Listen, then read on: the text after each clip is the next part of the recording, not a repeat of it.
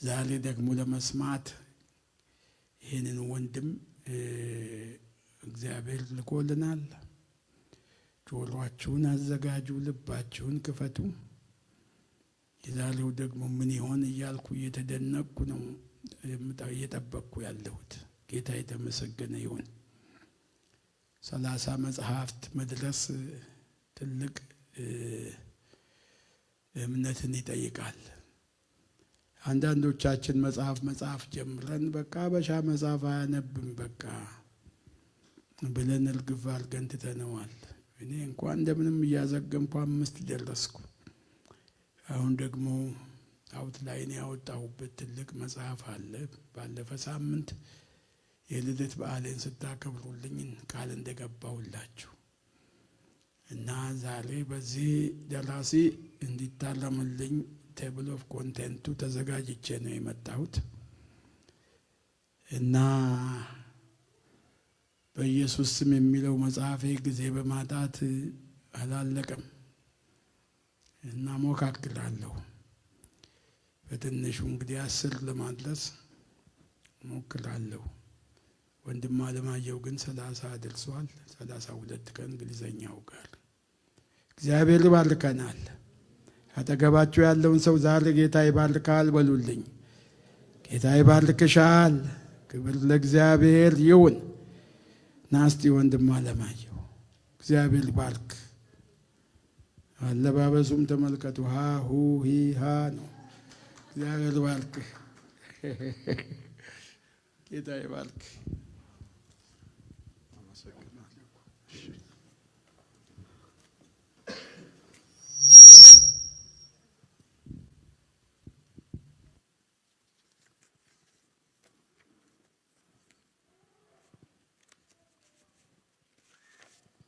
እንደምን ሰነበታችሁ? ይሰራል ነገር ጥሩ ይሰማል። ድምጼ ይሰማል? እሺ። በጌታ በኢየሱስ ክርስቶስ ስም ሰላም እላችኋለሁ። ሳምንታትንና ወራትን ቆጥሮ ጌታ ደግሞ ዛሬ ለሁለተኛ ጊዜ ፊታችሁ እንድቆም እድል ስለሰጠኝ አመሰግነዋለሁ። አንድም መድረክ ላይ ስቆም ያንን እንደ መብቴ ቆጥሬ አላውቅም። ወይም ያስጠለሉን አሜሪካውያን እንደሚሉት I will never take it for granted። ይሄ ልዩ እድል ወይም ፕሪቪሌጅ ነው። እግዚአብሔርን አመሰግናለሁ። ከምንም ይልቅ ፓስተር ሰይፉ ከበደ ይህንን ነገር በልቤ እንዳለ ስነግራቸው ትምህርታዊ ኮንፈረንሱን አስቀድመው ጸልየው ይሄን ያሉኝ፣ ልጸልይበት አሉኝ። እኔም ተስማማው፣ ጸልየውበት አረንጓዴ መብራት ሲገኝ እንደገና አብረዋቸው ለአገልግሎት ከተጠመዱ የተወደዱ መሪዎች ጋር ተመካክረውበት ይሁንታ ሲያገኙ ነው ደውለው መምጣት ትችላለህ ያሉኝና ይሄም አንዱ የእግዚአብሔር ፍቃድ መገለጫ ነው። ፓስተር ይህንን በማድረጉ በጣም አመሰግናለሁ ስለተሰጠኝ እድል። እንዲሁም ከመጣው ጀምሮ ስላስተናገዳችሁኝ ፓስተር ኢዮብና ፓስተር ደረጀን በጣም አድርጌ አመሰግናለሁ።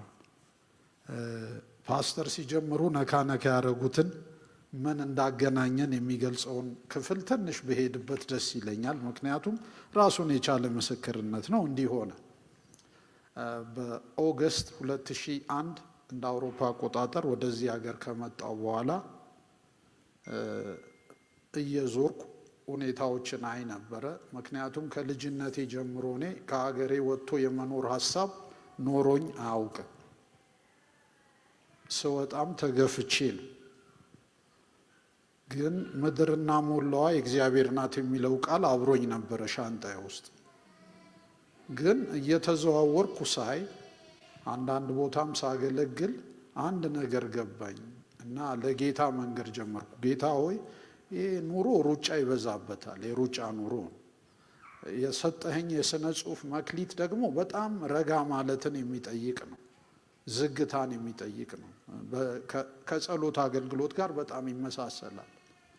ለዛ የተሰጠው መመሪያ ታስታውሱ ከሆነ ወደ እልፍኝህ ግባ፣ በርህንም ከኋላ ዝጋ፣ በስውር ጸልይ፣ አምላክህ በግልጥ ይከፍልሃል ነው።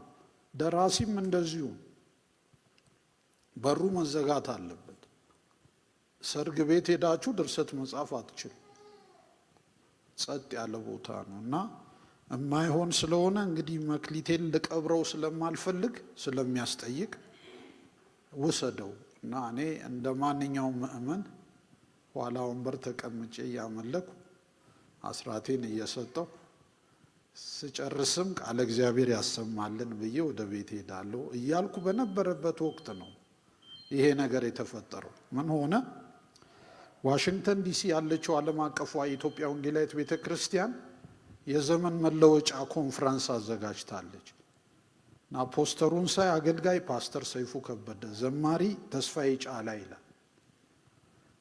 እንግዲህ ያን ነገር አይጠፋም የዘመን መሻገሪያም ስለሆነ ብዬ ሄድኩኝ። ፕሮግራሙ እስኪጀመር ድረስ ሰዎች መጽሐፍ ማዞር ጀመሩ። መጽሐፉን ተሽቀዳድሜ ተቀብዬ ዋጋውንም ከፍዬ መመልከት ጀመርኩ። በነገራችን ላይ መጽሐፎችን አሳትመን ዋጋ የምናስከፍላችሁ በነፃ የተቀበልነውን በነፃ መስጠት ዘንግተን አይደለም። የምናስከፍላችሁ ለወረቀት፣ ለቀለም እና ለሙጫ ለሶስት ነገሮች ነው። ለወረቀት፣ ለቀለም፣ ለሙጫ። እውቀቱን $10 መግዛት አይቻል። ወደ ጉዳይ ልመለስ። መጽሐፉን ገና እጄ ላይ ሲገባ በጣም ወደዱ። ርዕሱ ሰይጣን ሲጋለጥ ይላል። ወረድ ብሎ ሰይፉ ከበደ ይላል እና ኮንፈረንሱንም አቋርጬ ወደ ቤት መሄድ እንትን አለኝ አይነት ነገር ተሰማኝ። ምክንያቱም መልእክቱ አልቋል እዚህ ጋር። አሁን በኋላ ስጀምር አንድ ማነብላችሁ ግጥም አለ። ግጥሙን ሳነብ አሁን መልእክቱ የሚደርሳችሁ ሰዎች አላችሁ ለብቻው። አንዳንዴ እንደዛ ያደርጋል ጌታ እና ሰይጣን ሲጋለጥ የሚለው ርዕስ ውስጡ ያለው እንዳለ ሆኖ ለእኔ ትርጉሙ መንገዴን ሊያስተኝ የነበረ ሰይጣን አለ። ሌኔን ስቼ እንዲሁ ምእመን ሆኜ እንድጨርስ ማለት ነው። ያ ሰይጣን የተጋለጠው። ክብር ለእግዚአብሔር ይሁን። አንድ ሁለተኛ ስሙን ሳየው ሰይፉ ከበደ ይላል። ይሄ በጣም ያልተለመደ ቅኔያዊ ስም ነው።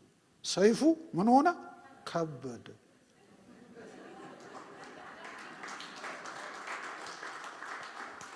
ብዙም ሳይቆይ ተስፋዬ ጫላ ወደ መድረክ ወጣና መዘመር ጀመረ። መዝሙር ማለት ደግሞ የግጥም አገልግሎት ነው። እኔም ገጣሚ ነኝ። የበለጠ አምሮበት አየሁት። እሱም ያን የሚኖረው ቤልጅየም ነበር። ስለዚህ በስደት መኖር የጌታ ረድኤት እስካለበት ድረስ ምንም እንቅፋት እንደማይሆን መቀጠል እንደሚቻል ተብራርቶ ገባኝ። ክብር ለእግዚአብሔር ይሁን። ከወጣው በኋላ የመጀመሪያ ያረኩት ነገር የፓስተር ሰይፉን ስልክ ማግኘት ነበር። አገኘሁት። ራሴን አስተዋወቅኳቸው። ሰባኪ ኖት፣ አስተማሪ ኖት፣ መስበክም ማስተማርም ወደፊት እፈልጋለሁ። ይልቁንም ደራሲ ኖት፣ እኔም ጸሐፊ ነኝ። ሲጸልዩ ሰምቼዎታለሁ። መንፈሴ ከመንፈሶ ጋር በጣም የሚስማማ ነው። ያለ ጸሎት ስራ መሰራት አይቻልም ብለው ከሚያምኑት አክራሪ ክርስቲያኖች ወገን ነኝ እኔ። ስለዚህ እባክዎን ሜንተር ያርጉኝ አልኳቸው። ዛሬ 22 ዓመት ሞላን። the rest is history። እግዚአብሔር የተመሰገነ። በእነዚህ 22 ዓመታት ላረጉልኝ ሁሉ አመሰግናለሁ። ፓስተር እንደ እግዚአብሔር ቃል ቅዱሳንን ታገለግሏቸው ዘንድ ስለተጋችሁ ዋጋችሁን ይከፍል ዘንድ እግዚአብሔር አመፀኛ አይደለም ተብሎ ተጽፏል። ይህ በእርሱ ሕይወት እንዲሆን እጸልያለሁ። ያሰንብትልኝ። ባለፈው ጊዜ ሳገለግል ስንቶች ነበራችሁ? ታስታውሱ ከሆነ መጨረሻ ላይ ፓስተር እዚህ ተንበርከክና እንጸልይልህ ብለውኝ ከሰማይ የሰሙትን ነግረውኝ ነበር ስለ ማህበራዊ መገናኛ ብዙሃን በቅንፍ ሶሻል ሚዲያ አገልግሎት። ያን ጊዜ እዚህ ቆሜ ትልቁ የኔ ቁጥር በማህበራዊ መገናኛ ብዙሃን የደረስኩት የሰው ቁጥር 34,000 ነው ያን ጊዜ። ከዚህ ከተመለስኩ በኋላ ግን ከግማሽ ሚሊዮን በላይ ሰዎች ይከታተሉኛል።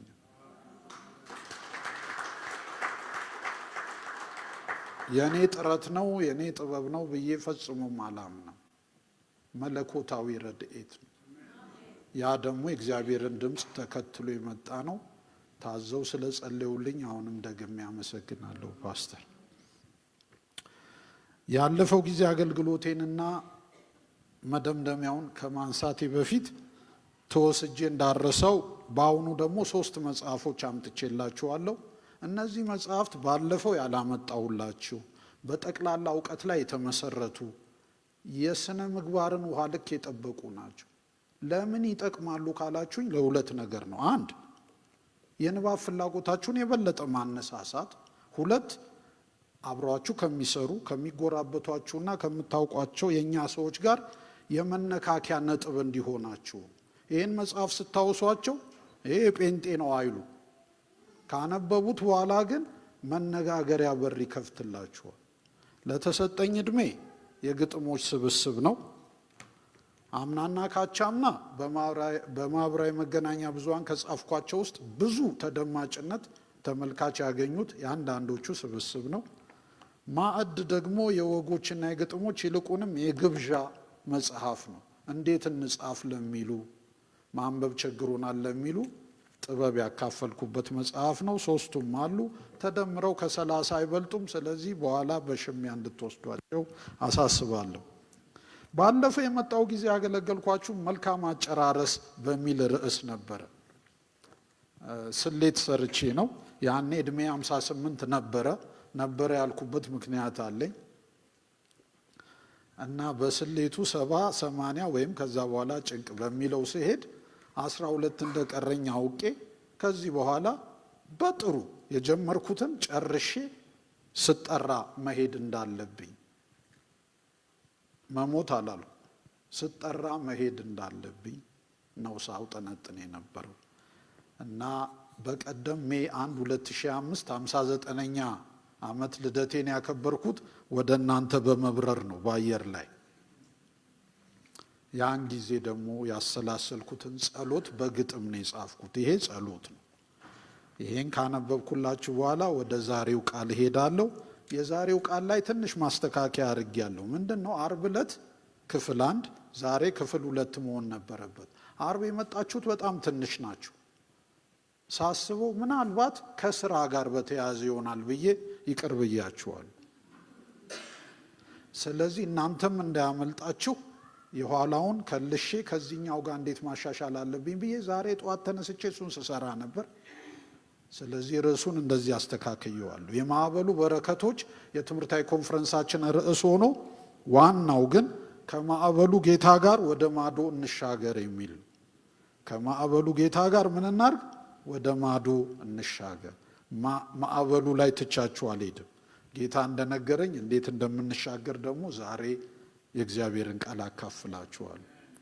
ስለ መልካም አጨራረስ ሁሉን በሚችለው የሰማይ አምላክ ፊት ታናሹ ባሪያ አለማየሁ ልክ እንደ ዕብራይስጥ ገጣሚዎች እንደ መዝሙረ ዳዊት፣ እንደ መጽሐፈ ኢዮብ፣ እንደ መኃልየ መኃልይ ዘሰሎሞን በግጥም የጸለየው ጸሎት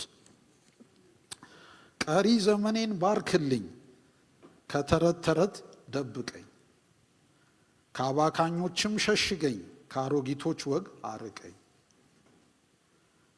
ከመቅረዙ ላይ እሳቱ ዘይት ከራሴ አይታጣ፣ ምክሬ ከመሬት አትውደቅ፣ ትውልዴን ከሲኦል ታውጣ፣ ብኩርናዬን አስይዘኝ፣ እርም እንዳልበላ ገስጸኝ፣ አደራህ አይቅለልብኝ፣ እፈጽመው ዘንድ ጠብቀኝ፣ ዘመን ቆጠር አይሁንብኝ፣ አዳኝ ሩህሩህ አባቴ፣ ያቀዳጀኸኝ ዕድሜ ለክብረት ይሁን ሽበቴ፣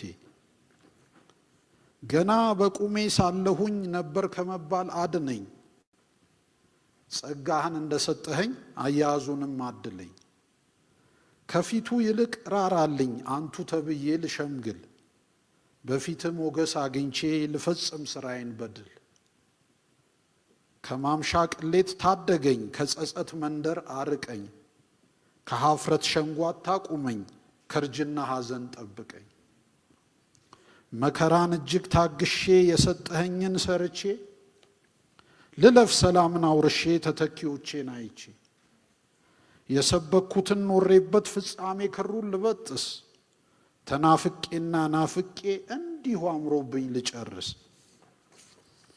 በመሬትና በአየር ላይ በሌትና ቀን ተግቼ በሽልማት ቀን አልጉደል ዋጋዬን በምድር አግኝቼ።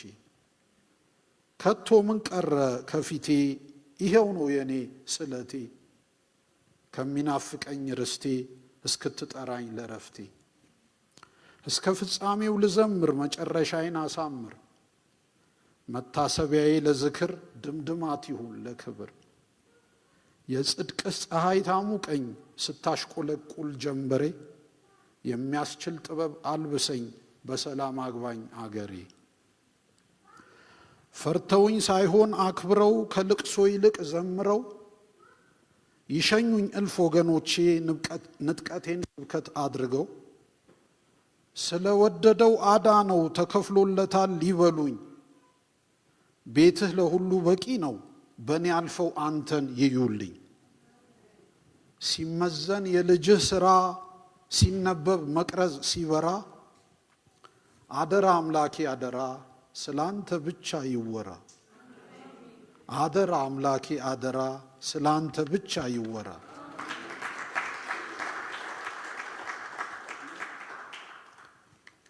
የመግቢያውን ቃል ከማርቆስ 4:35 ካነበብኩ በኋላ ጸልየን ወደ ዛሬው የእግዚአብሔር ቃል እንሄዳለን።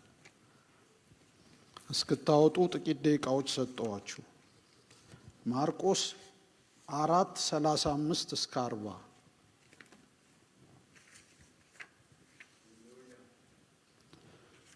በዚያም ቀን በመሸ ጊዜ ወደ ማዶ እንሻገር አላቸው። ሕዝቡንም ትተው በታንኳ እንዲያው ወሰዱት። ሌሎች ታንኳዎችም ከእርሱ ጋር ነበሩ። ብርቱ አውሎ ነፋስም ተነሳና ውሃ በታንኳይቱ እስኪሞላ ድረስ ማዕበሉ በታንኳይቱ ይገባ ነበር። እርሱም ከበስተኋላዋ ትራስ ተንተርሶ ተኝቶ ነበር። አንቅተውም መምህር ሆይ ስንጠፋ አይገድህምን አሉት። ነቅቶም ነፋሱን ገሰጸው፣ ባህሩንም ዝም በል ጸጥ በል አለው። ነፋሱም ተወ፣ ታላቅ ጸጥታም ሆነ። እንዲህ የምትፈሩ ስለምን ነው? እንዴትስ እምነት የላችሁም አላቸው። የማዕበሉ በረከቶች ከማዕበሉ ጌታ ጋር ወደ ማዶ እንሻገር። ጌታ ሆይ እናመሰግናለን። በሁሉም ክብር ላንተ ይሁን። ወደ ማዶ እንሻገር ያልክ አንተ ነህ። ያንተን ድምፅ ብቻ ሰምተናል፣ ይሄን እናውቃለን። ማዕበሉም ሲያስገመግም አይተናል፣ ወጀቡ ሲፎክርም ሰምተናል። ጌታ ሆይ ግን አንተን ታምነናል፣ እናመሰግንሃለን። እንዴት እንድንሻገር ዛሬ በቃልህ አሳየን። ታላቅ ነገር በዚህ ቤት ይሁን። ብዙዎች የሚፈሩትን የሚሸሹትን እንዳላዩ የሚያልፉትን ወይም የጣሉትን የክርስትናን እውነት ዛሬ ይዤ በሕዝብ ፊት ቀርቤያለሁ። ሃሌሉያ ሊያሰኝ ይችላል፣ ግን ቃሉ ያንተ እውነት ነውና ለባሪያህ የምናገርበትን አቅም ለሰሚዎችን ጸጋን ስጥ። ከፍ በል በጌታ በኢየሱስ ስም አሜን አሜን። ማዕበሉ ተነስቷል። ሰበር ዜናው ይሄ ነው።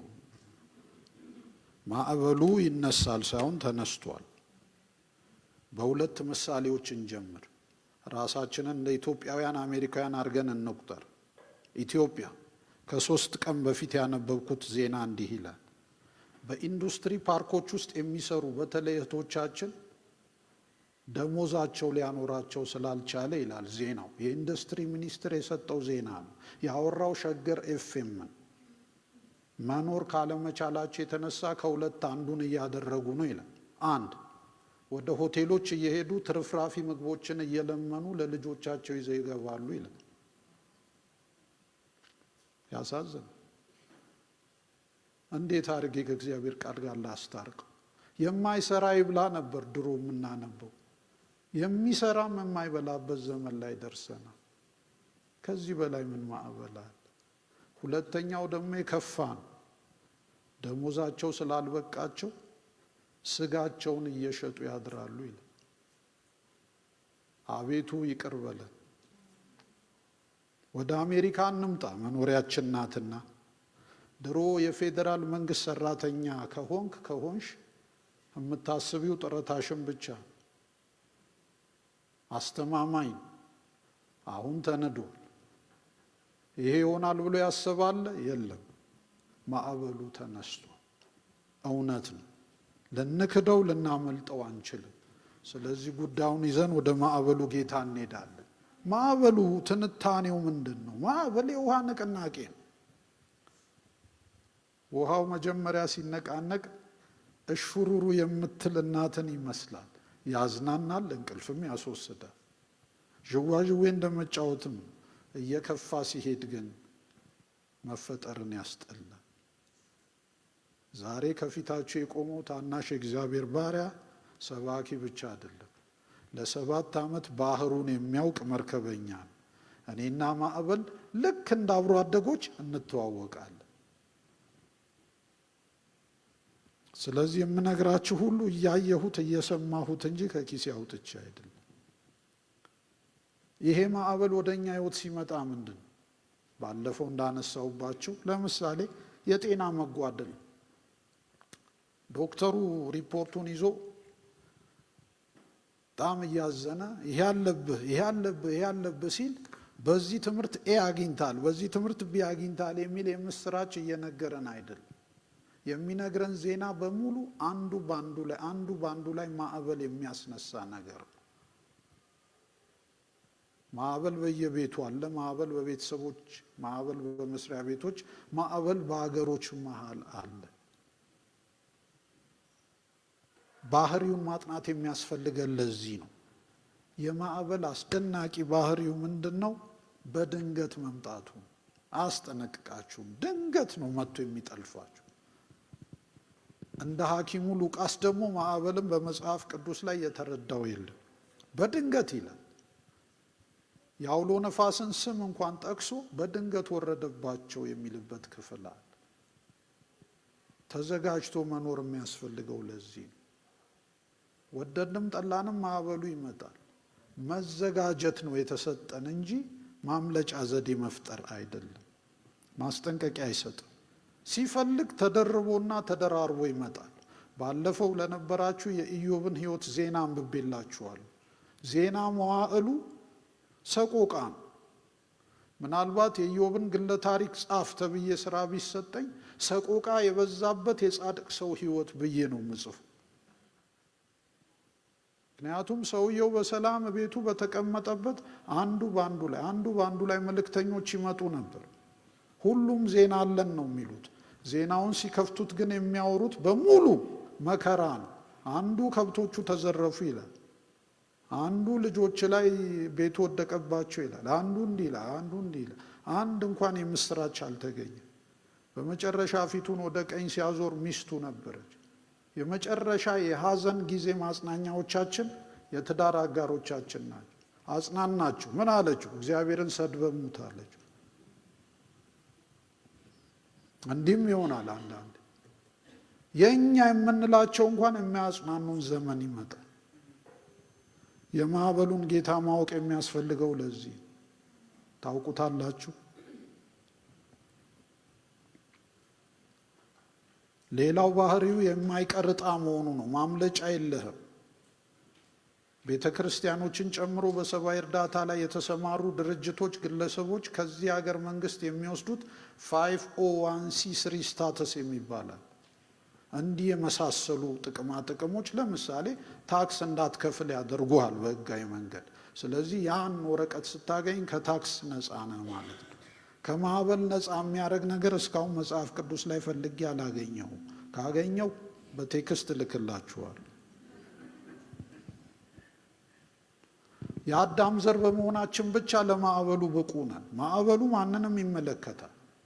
ፀሐይ ለአጥኡም ለጻድቁም እንደምትወጣ ማዕበሉም ለሁለታችንም ነው የሚመጣው። የአዳም ዘር መሆናችን ብቻ ብቁ አድርጎናል። ክርስቲያን ስትሆን ግን ደብላፕ ለማድረግ ፈርመሃል። እጥፍ እንዲሆን ፈርመሃል። ያንም ፊርማ ያጸደቀው ክርስቶስ ራሱ በዓለም ሳላችሁ መከራ አለባችሁ። ቀላል ነው፣ ማብራሪያም አያስፈልገውም። ከዚህ ጀምሮ ይዣችሁ ሲሄድ አንድ የሚሆን ነገር አለ። የወቅቱን ቃል ብቻ በማግኘት አትበረቱም። ሳታውቁት በውስጣችሁ የገባ የስተት ትምህርት ካለ ይፈርሳል። ክብር ለእግዚአብሔር ይሁን። የስህተት ትምህርት መሰረቱ ምን ላይ እንደቆመ ልንገራችሁና ወደዚህ ልመለስ። የቆመበት መሰረት ክርስቶስ ማን ነው? በስህተት ትምህርት ትንታኔ የችግር አስወጋጅ ኮሚቴ ነው። እደግመዋለሁ። በስህተት ትምህርት ትንታኔ ኢየሱስ ክርስቶስ ማን ነው? ችግር አስወጋጅ ኮሚቴ ነው። እንዴት? ከታመምክ ይፈውሳል። ልክ ነው። ችግረኛ ነህ ያበለጥጋል። ይህም ልክ ነው። አልተው ያለ ሱስ አለህ ይቆርጥልሃል። ይህም ትክክል። ራስ እንጂ ጅራት አያድርግም። አዎ ተጽፏል። እንዲህ እያለ ይቀጥላል ጎርፉ። ክርስቶስ ግን ቢመጣ ይሄን ሁሉ ትተህልኝ ዋናውን ነገር ይላል። እሱም ምንድን ነው?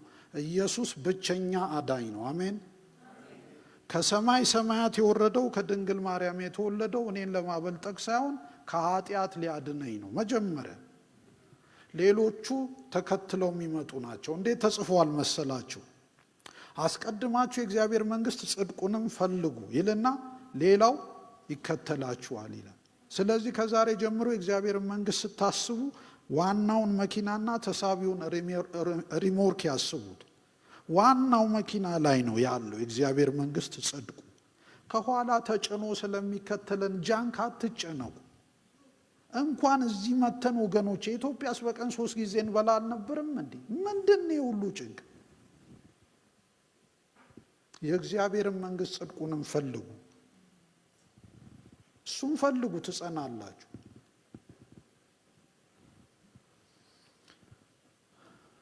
ወደ እውነታው ስንሄድ ደግሞ ባለፈው ንዑስ ርዕስ አድርጌ የተጠቀምኩበት ጌታ ቢኖርም ወጀብ አይቀርም የሚለው ጉዳይ አለ። በስህተት ትምህርት ራሳቸውን ያፋፉ ሰዎች በደናው ቀን ያማረባቸው ሙዚቃው ሲመታ ካልዘለልን የሚሉት ልክ ወጀቡ ሲነሳ ህይወታቸው የጥያቄ ሻንጣ ይሆናል። ምን ኢየሱስ ከኔ ጋር ያለ እንዴት ይሄ ይሆናል ይላል። ፈዋሹን ከኔ ጋር ያለ እንዴት ነው የምታመመው ይላል። ተገቢ ይመስላል ጥያቄው፣ ግን ውስጡ የተቦረቦረ ስተት አለበት። ጌታ ቢኖርም ወጀብ አይቀርም። አየህ፣ በመጀመሪያው ጉዞ ላይ ወደ ማዶ እንሻገር ብሎ እሱ ሊጸልይ ወደ ተራራ የሄደ እንደሆነ ጌታ ስለሌለ ነው ትላለ። ዛሬ ከታንኳይቱ ጀርባ ትራስ አድርጎ ተኝቶ ሳለ የአጽናፈ ዓለሙ ስራ አስኪያጅ ባለበት ማዕበሉ ከተነሳ ለዚህ ምን ትንታኔ አለ? የስህተት ትምህርት እዚህ ቦታ ላይ አከርካሪው ይሰበራል። ጌታ ቢኖርም ወጀቡ አይቀርም። ሂዱ ቢልም ጀልባዋ ላይ ቢሳፈርም ማዕበል አይቀርም። በሁለቱም መንገድ እየለመዳችሁ ስትሄድ ጭራሽ እንደሚናፈቅና እንደሚያስናፍቅም ባለፈው አግኝቻለሁ፣ ባለፈው ተናግሬያለሁ። ስለዚህ ይሄን ልለፈው ግድ የለም። ይልቅ የዛ ቀን ያልነካሁትን አንድ እውነታውን ልንገራችሁ። ምርጫ ነው። ማዕበሉ ውስጥ መግባት ወይም በአቋራጭ መሄድ ምርጫ ነው። ዛሬ በአውሮራ ኮሎራዶ ባለችው የኢዮቤልዩ ወንጌላዊት ቤተክርስቲያን ምርጫ እናደርጋለን። 2 አማራጮች አሉ። በማዕበሉ ውስጥ ማለፍ አንድ ምርጫ ነው። በጎን አድርጎ መሄድ ሌላ ምርጫ ነው። በአቋራጭ አትንካኝ አልነካህም ብሎ ኪዳን ማድረግ እዛ ቦታ ላይ የአንዳንዶች ምርጫ ነው። ያ የኛ አይደለም፣ አልተሰጠንም። በአእምሮ ብልጠትም አይታለፍም።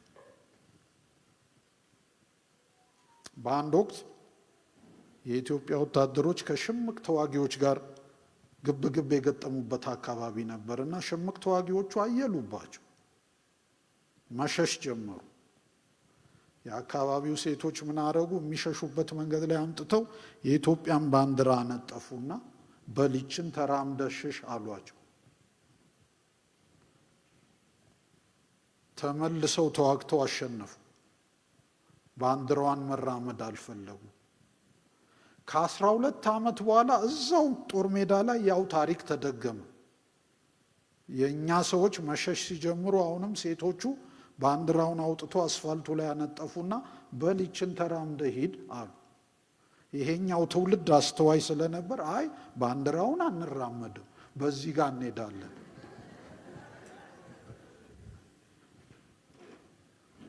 እንዲህ አይነቱ ማምለጥ አሁንም አለ። በክርስትና ውስጥ ከፈለጋችሁ ዞሮ መሄድ ይቻላል። በማዕበል ውስጥ መሄድ ግን ምርጫ ነው። ምን አይነት ነው ይሄ?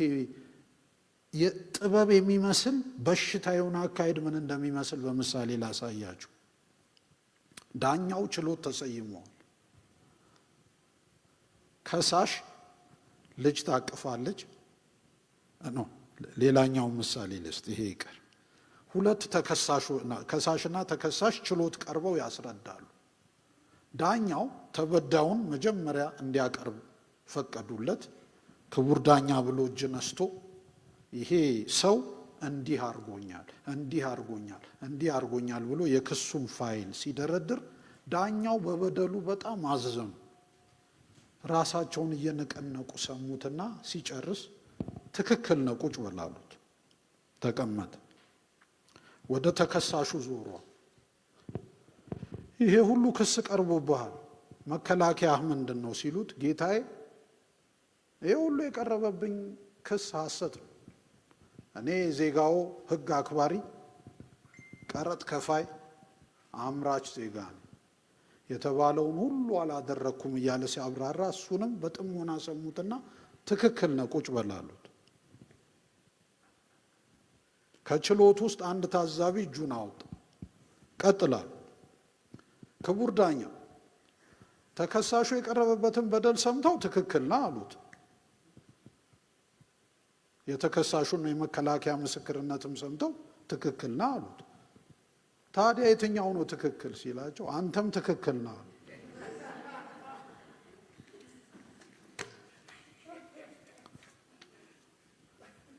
ይሄን ያኛውንም እምነት እዚህ ላይ እኮ እናንተ ጥሩ ናችሁ ካልከው፣ ይሄኛውንም እምነት እኔ ነገራችሁ ደስ ይለኛል ካልከው፣ እንዳንተ ያለ ጥሩ ጎረቤት የለም። ኖርካት። ነገር ግን የለም እኔም ማመልከው እግዚአብሔር ልጅ አለው፣ ልጁም ስሙ ኢየሱስ ክርስቶስ ይባላል ሲባል ከባለ ጨረቃው ጋር ጦርነት ትጀምራል። አለቀ። የትኛውን ትመርጣል? አቋራጭና አማራጭ የለውም ይሄ ማዕበል። ስለዚህ በውስጡ እንዴት እንደምናልፍ እንቀጥል። ኢየሱስ ምን አጠፋ? የተከሰሰበትስ ወንጀል ምንድን? ሁለት፣ ከኃጢአተኞች ጋር አብሮ መብላት አንድ፣ የእግዚአብሔር ልጅ ነኝ ብሎ መናገር ሁለት። ከዛስ ውጭ ምን አረገ? የተራቡትን መገበ፣ የታመሙትን ፈወሰ፣ ለቅሶ እንኳን እየደረሰ ሰዎችን አጽናና። ያ በሙሉ አልታየለትም። ስለዚህ ምን ተሸለመ? በአንድ ጀንበር በአንድ ሌሊት ሁለት ችሎት ቆሞ ሁለቱም ችሎቱን የሚመሩት ሰዎች ይሄ ሰው በደል አልተገኘበትም ብለው ፈርደው ማህተሙን ዘግተው ሲያበቁ ተሰቀለ። እንዲህ አይነት ፍርደ ገምድልነት ታይቶም ተሰምቶም እኮ አይታወቅም። በኢየሱስ ላይ ነው ይሄ ደረሰበት። ምርጫው እውነት ስለነበረ ሊያመቻምች አልፈልገም። ቀጥ ብሎ ነው ሄደ። እሱን እየመሰልክ ለመኖር ስትጨክን ስደት እንጀራ ይሆን። ያ እንጀራ ደግሞ በእንባ እየተጠቀሰ የሚበላ ምርጫ።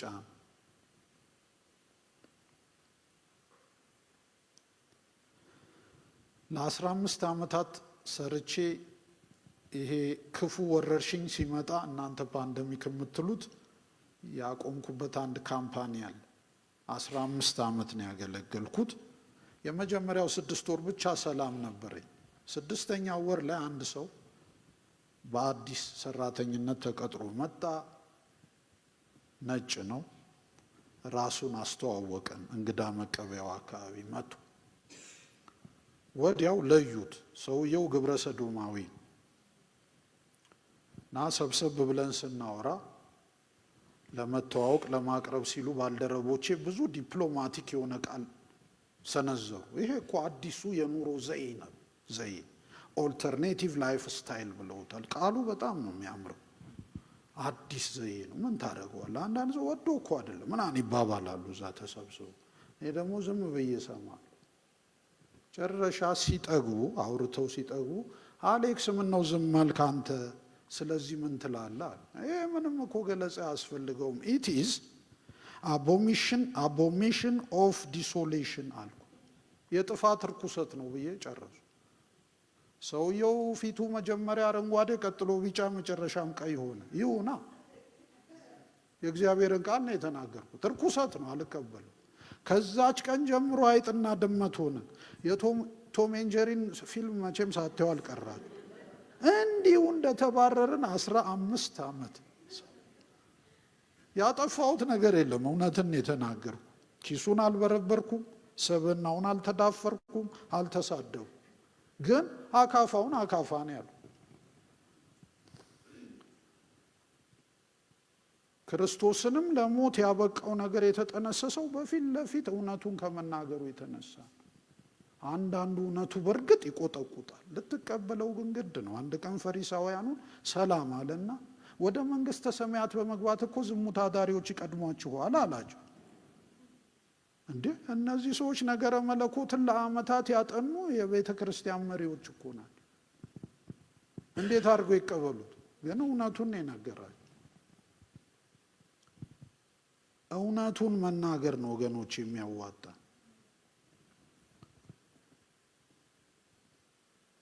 ሁለት ወንድሞች አሉ አንድ መስሪያ ቤት ውስጥ የሚሰሩ፣ ደሞዛቸው እኩል። ይሄ እየመጣ ከዚህኛው ሁሌ ብድር ይጠይቃል፣ ይሄም በፍቅር ያበድረዋል። እየቆየ ግን ግራ ገባው። እንዴ አንደኛ ክርስቲያን ነው ይልጅ፣ ሁለተኛ ደሞዛችን እኩል ነው፣ እንዴት ነው ሁሌ ብድር የሚጠይቀኝ ብሎ ሲጸልይ ጌታ ነገረው። ከዛሬ በኋላ አታበድረው፣ ዝሙት ስለሚፈጽም ነው አለ። በኋላ በተለመደው ቀን መጣ። ይሄን ያህል ብር አበድረኝ። አይ አላበድርም። ምን ነው እኔ በጌታ ወንድም አይደለሁም እንዴ? አዎ ነህ። ታዲያ ለምን አታበድረኝም? አይ አላበድርም። ሊለቀው አልቻለም። አይ ጌታ ተናግሮኛልና አላበድርም። ተው ወደ ዝርዝሩ አንግባ ተዋል። አይ ጌታማ እንዲህ አይልህም፣ እንደው ልትከለክለኝ ፈልገህ ነው አለ። እንግዳው ጌታ ዝሙት እንደምትፈጽም ነግሮኛል ሲለው ወዲያው አላቡ። በላብም ቢሆን ይውጣለት እንጂ ይውጣለት። እውነቱን መናገር የግድ የሚሆንበት ጊዜ አለ። አሁን ወደ ማዕበሉ በረከቶችን ልውሰዳችሁ። እንግዲህ ማዕበል ውስጥ የገባ ሰው እንዴት ነው በረከትን የሚፈልገው? ይሄ ምናልባት ሰምታችሁት የማታውቁት ነገር ነው። ማዕበል አንድ ነገር ነው፣ በረከት ደግሞ ሌላ ነገር ነው። እንዴት ነው ሁለቱን የምናስታርቃቸው? አያችሁ፣ ማዕበሉ ወደ ሕይወታችን ይምጣ ብለን አንጸልይም፣ ግን አይቀርም ብያለሁ። ብዙዎቻችን ያላስተዋልነው ነገር ግን ከእሾህ መሃል ጽጌረዳ ይበቅላል። በወጀቡ መሃል መንፈሳዊነት ያብባል። አሁን ማዕበሉ ጥቅማ ጥቅሞች አሉት። ሶስቱን እነግራችኋለሁ። ያጠጋጋል፣ ይለያል፣ ደግሞም ይሰራል። አንድ በአንድ እንሂድባቸው። ማዕበሉ ሲነሳ ብዙ ጊዜ ልብ ብላችሁ ከሆነ አራቱም አቅጣጫዎች ይከበባሉ። ሰሜን፣ ደቡብ፣ ምስራቅ፣ ምዕራብ የተከበቡ ናቸው። ማምለጫ የለም። ሁለት አቅጣጫዎች ይቀራሉ። አንድ ወደ ታች ቁዘማ ይባላል። እሱ አንገትን ደፍተ ቀን ከሌት ብትቆዝም በጉዳዩ ላይ የምታመጣው ለውጥ የለም። አንድ ወሳኝ አቅጣጫ ይቀራል። ወደ ላይ ወደ ላይ በሉ እስቲ፣ ወደ ላይ። ያኔ መጠጋጋት ይመጣል። ለምን? መጸለይ እንጀምራል። አቅማችንን እናውቃለን። አንችለውም፣ ጌታ ሆይ አንተ ነው የምትችለው ብለን ወደሱ መጮህ እንጀምራለን። መጠጋጋቱ የሚመጣው ያኔ ነው። ወደ ኢየሱስ የሚያስጠጋን ችግር በዋጋ ሊተመን የማይችል ቅርስ።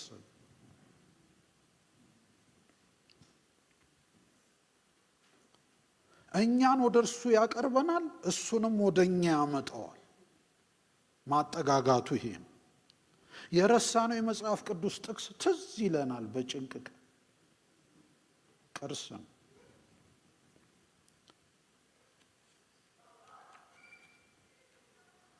ባለፈው ጊዜ እኔን ወደ ጌታ ያመጣኝ የጥርስ ሐኪምና ጥቂት ወገኖች ስላቋቋሙት ትልቅ የጥርስ ሕክምና ክሊኒክ አጫውቻችሁ። ዓላማው የሰዎችን ጥርስ ማከም ብቻ አልነበረም። የጠናባቸው የጥርስ በሽተኞች ከኢትዮጵያ እንደ አቅማቸው ኬንያም፣ ደቡብ አፍሪካም የሚችሉ አውሮፓ፣ አሜሪካ እየመጡ ነው የሚታከሙት። ያንን ሁሉ ሀገር ውስጥ ለማስቀረት ነበር ጥረታቸው። እኔም ገባውበት ስለወደድኩት በማስተዋወቅ ብዙ አግዣቸው ነበር። ጅማሬው በጣም ደስ የሚል ነበር። እንዲህ ነው። ወደ ክሊኒኩ ስትገቡ እንግዳ መቀበያ ክፍል ጠረጴዛ ላይ የተበተኑት ትራክቶች ናቸው። ማንም መጥቶ ትራክት ያነባል። የሚደመጠው ሙዚቃ የመዝሙር ክላሲካል። ሰራተኞች ጠዋት ፕሮግራሙን በጸሎት ይጀምራሉ። ማታ ሲጨርሱ በጸሎትና ምስጋና ይለያያሉ። ቀን ቀን የተለያዩ ክፍሎችን ተከራይተው ወይም ጠይቀው የሚጸልዩ የአካባቢው ሰራተኞች ህብረት አለ። በሳምንት 2 ቀን የአዳር ጸሎት ይካሄድበታል። በአጠቃላይ ስም አልተጻፈበትም እንጂ አጥቢያ ቤተ ክርስቲያን ነው ቤቱ። እንዲህ ነው የጀመሩት እና ወዲያው ማደግ ጀመረ፣ መስፋት ጀመረ፣ ዝናው መውጣት ጀመረ። በመሀል እግዚአብሔር እኔን ለስራ ወደ ውጭ ሀገር ላከኝ። ያኔ ጋዜጠኛ ነበር። በሄድኩበት በጣም ተከናወነልኝ። ጌታ ሞገስ ሰጠኝና ደስ አለኝ እና ልክ ቦሌ እንዳረፍን የምናፍቀው ምንም ሳይሆን ቶሎ ሄጄ ተንበርክኬ የማመልክበት የማመሰግንበት ቦታ የት ነው ስል ቦሌ አካባቢ ስለነበር ክሊኒኩ ትዝ አለኝና ሩጬ እዛ ሄድኩ። ስሄድ አገር ተደበላልቋል። ምንድን ነው የሆነው? መቀመጫ የለም። የበሽተኛው ብዛት ቤቱ ግጥም ብሎ ሞልቷል። ትራክቶች ተነስተው የግል ጋዜጦች ተደርድረው መዝሙር ቀርቶ የአየር መንገዱ ክላሲካል ይጫወታል። ከቅዱሳኑ አንዳቸው ሰላም አላሉኝም። ይዋከባሉ። በቃ ስተዋል ቀልባቸው። እንኳን ልጸልይ ይቅርና ራሴን ማረጋጋት ሲያቅተኝ እየወጣሁ ዘበኛውን አገኘሁት። ጸግሽ ስለምን ጸሎት ታጎለ? እሳቱስ ስለምን ጠፋ ብዬ ጠየቅኩት። ከት ብሎ ሳቀብኝ። አይ አሌክስ፣ ያኔ እኮ የምንጸልየው አየህ እንደዚህ መልክ እንዲይዝ ነበረ፣ ፍቃድ እንድናገኝ ነበረ፣ ሰዎች እንዲመጡ ነበረ። ተለይ የምንፈልጋቸው ዋና ዋና የጥርስ ሐኪሞች ዝናችንን ሰምተው መጥተው እኛ ጋር እንዲቀጠሩ ነበረ። ሁሉ ሞላ። አሁን ብር መሰብሰብ ነው እንጂ የምን ጸሎት ነው የምታወረዋል? በምጸት ነበር የተናገረው። በ6 ወር ውስጥ ሽርክናው ፈረሰ፣ እንዳልነበረ ሆነ። ምክንያቱም ያን አጋጣሚ ወደ ጌታ ለመቅረብ አልተጠቀሙበት። የሚገጥመንም መልካም እድል ወደ ጌታ ለመቅረብ ካልተጠቀምንበት ባክኖ ይቀራል። አንድ አዳር ጸሎት ከነሱ ጋር ስካፈል ጌታ ምን ሲል እንደሰማው ታውቃላችሁ? የጥርስ ሕክምና ወንበሩ ላይ መጥተው የሚቀመጡ በሽተኞች አለ ጌታ፣ እንዲሁ ፊቴን መፈለግ ብትቀጥሉ አጋንንት ያለባቸው ገና ወንበሩ ላይ ሲቀመጡ ይጮሃሉ ብሎ የተስፋ ቃል ሰጣቸው። ያንን ሁሉ ነው ምናምንቴ ያደረገው። አመለጠ። የሚገጥሙንን ችግሮች ማዕበሉን ወደ ጌታ ለመጠጋት እንጠቀምበት፣ ያለበለዛ ይባክናል። ሁለተኛው ወጀብ ይለያል ብለናል። እንግዲህ ቁልፉ በቀደም ያላነሳሁትን አንድ ነገር እንግዲህ ልገባበት ነው። ወጀቡ ተነሳ፣ ነፋሱም ነፈሰ፣ ብዙ ትግል ሆነ። በመጨረሻ ኢየሱስ ወደ እነሱ መጣ። ልክ ሁሉም ሲያዩት በአንድ ድምፅ ምትሃት ነው ተባባሉ። ምትሃት ነው ተባብለው ታወኩ። ከመካከላቸው አንድ ሰው ተለየ። ወጀብ ይለየ። አንድ ሰው ተለየና ጌታ ሆይ አንተስ ከሆንክ እኔም በውሃው ላይ እንድመጣ እዘዘኝ አለ። ለጴጥሮስ ክህነቱ የተሰጠው ያኔ ይመስለኛል። የሐዋርያቱ መሪ ሆኖ የተመረጠው በዛች ቀን ይመስለኛል የሚለውን አስምሩበት። ምክንያቱም ተነጥሎ ወጣ። እነሱ ምትሃት ነው በሚለው ሽብር ገና አላገገሙም፣ እየተንቀጠቀጡ። እሱ ግን ወደሚቀጥለው መገለጥ ገብቶ ቆይ እኔም ማደርገውን ታደርጋላችሁ ብሏል ሲያስተምረን። ባለፈው ይሄ መምህር ሲያስተምረን እኔም ማደርገውን ታደርጋላችሁ ብሏል። ጽፌያለሁ ማስታወሻዬ ላይ። እንዲያውም እኔም ከማደርገው በላይ ታደርጋላችሁ ብሏል። አይደለም እንዴ ያለው? ታዲያስ ጌታ ወይ አንተ ከሆንክ በውሃ ላይ እንመጣ አዘዘኝ። ምን ሆነ? ዘመን ከተቆጠረ ዓለም ከተፈጠረ ሆኖ በማያውቅ ሁኔታ የሰው ልጅ በውሃ ላይ ተራመደ። ማን? ጴጥሮስ። አጋጣሚውን መጠቀም ቻለ። ወጀቡ ለየው፣ ማንነቱን ገለጠ። ቅድም ፓስተር ጠቀስ ያደረጉት የሁለቱ ፍቅረኛሞች ታሪክም የዚሁ መገለጫ ነው። ወጀቡ ሲመጣ የበፊቱ ባዶ ተስፋ ነበር። ባዶ ተስፋ። በተለይ በዚህ ዘመን የምንቸገርበት ሞቅታ ነው። እኔ አሁን አንዳንድ ቦታ ሄጄ ሳስተምር ስልጠና ስሰጥ ምናምን ስል አንዳንድ ሰዎች ይመጡና አይዞ እንደግፋለን፣ ይሄማ ጥሩ ዓላማ ነው ምናምን ይሉኛል። እኔ ደግሞ በማስታወሻ ስማቸውና ስልካቸውን ጽፍ አመቱ ሲደርስ እንዲህ ላረግ ነውና እንዴት ነው ስል መልስ የለም። ደውዬ እንዴት ነው እንዲህ ብዬ ነበር እንዴ ይላል አንዳንዱ። የሞቅታ ተስፋ።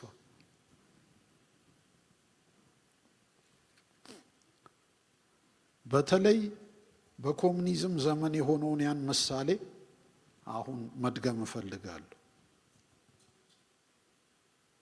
ኮሙኒስት ፍልስፍና ያው መነሻው ከላይ 10ቱ ቃላት የሚጀምረው እግዚአብሔር የለም በሚል ስለሆነ ክርስቲያኖችን ቢያሳድድ መከራ ቢያሳይ ብዙ ሊደንቃቸው አይገባም። የተከለከለ ነው። ሰዎች የሚያመልኩት በህቡ ወይም እናንተ አንደርግራውንድ በምትሉት እና አንዲት ትንሽ ኮሙኒስት ሀገር ውስጥ እነዚህ ክርስቲያኖች ሰብሰብ ብለው ተንበርክከው ይጸልያሉ፣ ያመልካሉ። ክላሲካል ሙዚቃ አንዱ ይጫወታል፣ እነሱ እያመለኩ እየጸለዩ ነው። በድንገት በሩ ተበረገደ። ዩኒፎርም ያደረጉ መሳሪያ የያዙ 2 የኮሙኒስት ወታደሮች ዘለው ገቡና በሩን ዘጉት። ይህ በህግ የተከለከለ አይደለምን? መልስ የለም። ያውቃሉ በህግ የተከለከለ። እንግዲህ እድል እንሰጣለን። አብዮታችን መቼም አንዱ መለያው ለሰዎች እድል መስጠቱ ነው። ስለዚህ ይሄንን መጤ እምነት እከተላለሁ ለሱም ሞታለሁ ምትል በዚህ ወገን አይ ልጆቼን አሳድጋለሁ ወላጆቼን እጦራለሁ አብዮቱ ምናን ምትል በዚህ አርገህ ውጣ ነፃ ነህ ብለው በሩን ከፈቱ። ያኛውን የጉባኤው 3/4 ወጥቶ ሄደ። የቀሩትን ጥቂት አንድ ድጋሚ ድል እንሰጥ እንፈልጋለን ካልገባችሁ፣ እዚህ አስቀረናችሁ ቅፍ አበባ ልንሰጣችሁ አይደለም፣ ይህንን መሳሪያ ልንፈትሽባችሁ።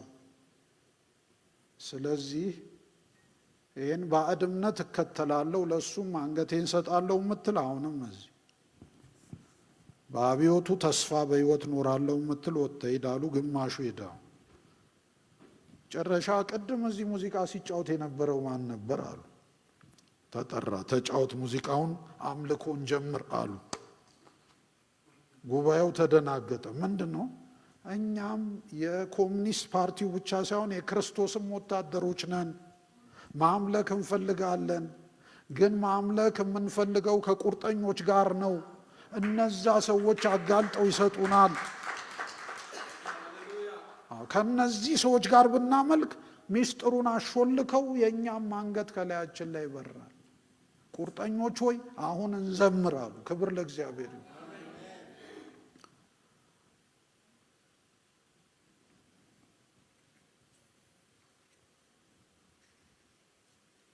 ደረታቸው በሜዳሊያ የተንቆጠቆጠ ተዋጊዎችን አይታችሁ ከሆነ የደረታቸው ስፋት ተለክቶ የተሸለሙ ሳይሆኑ በጭንቅ ቀን ከሰዓት ውስጥ የወጡ ጀግኖች ናቸው።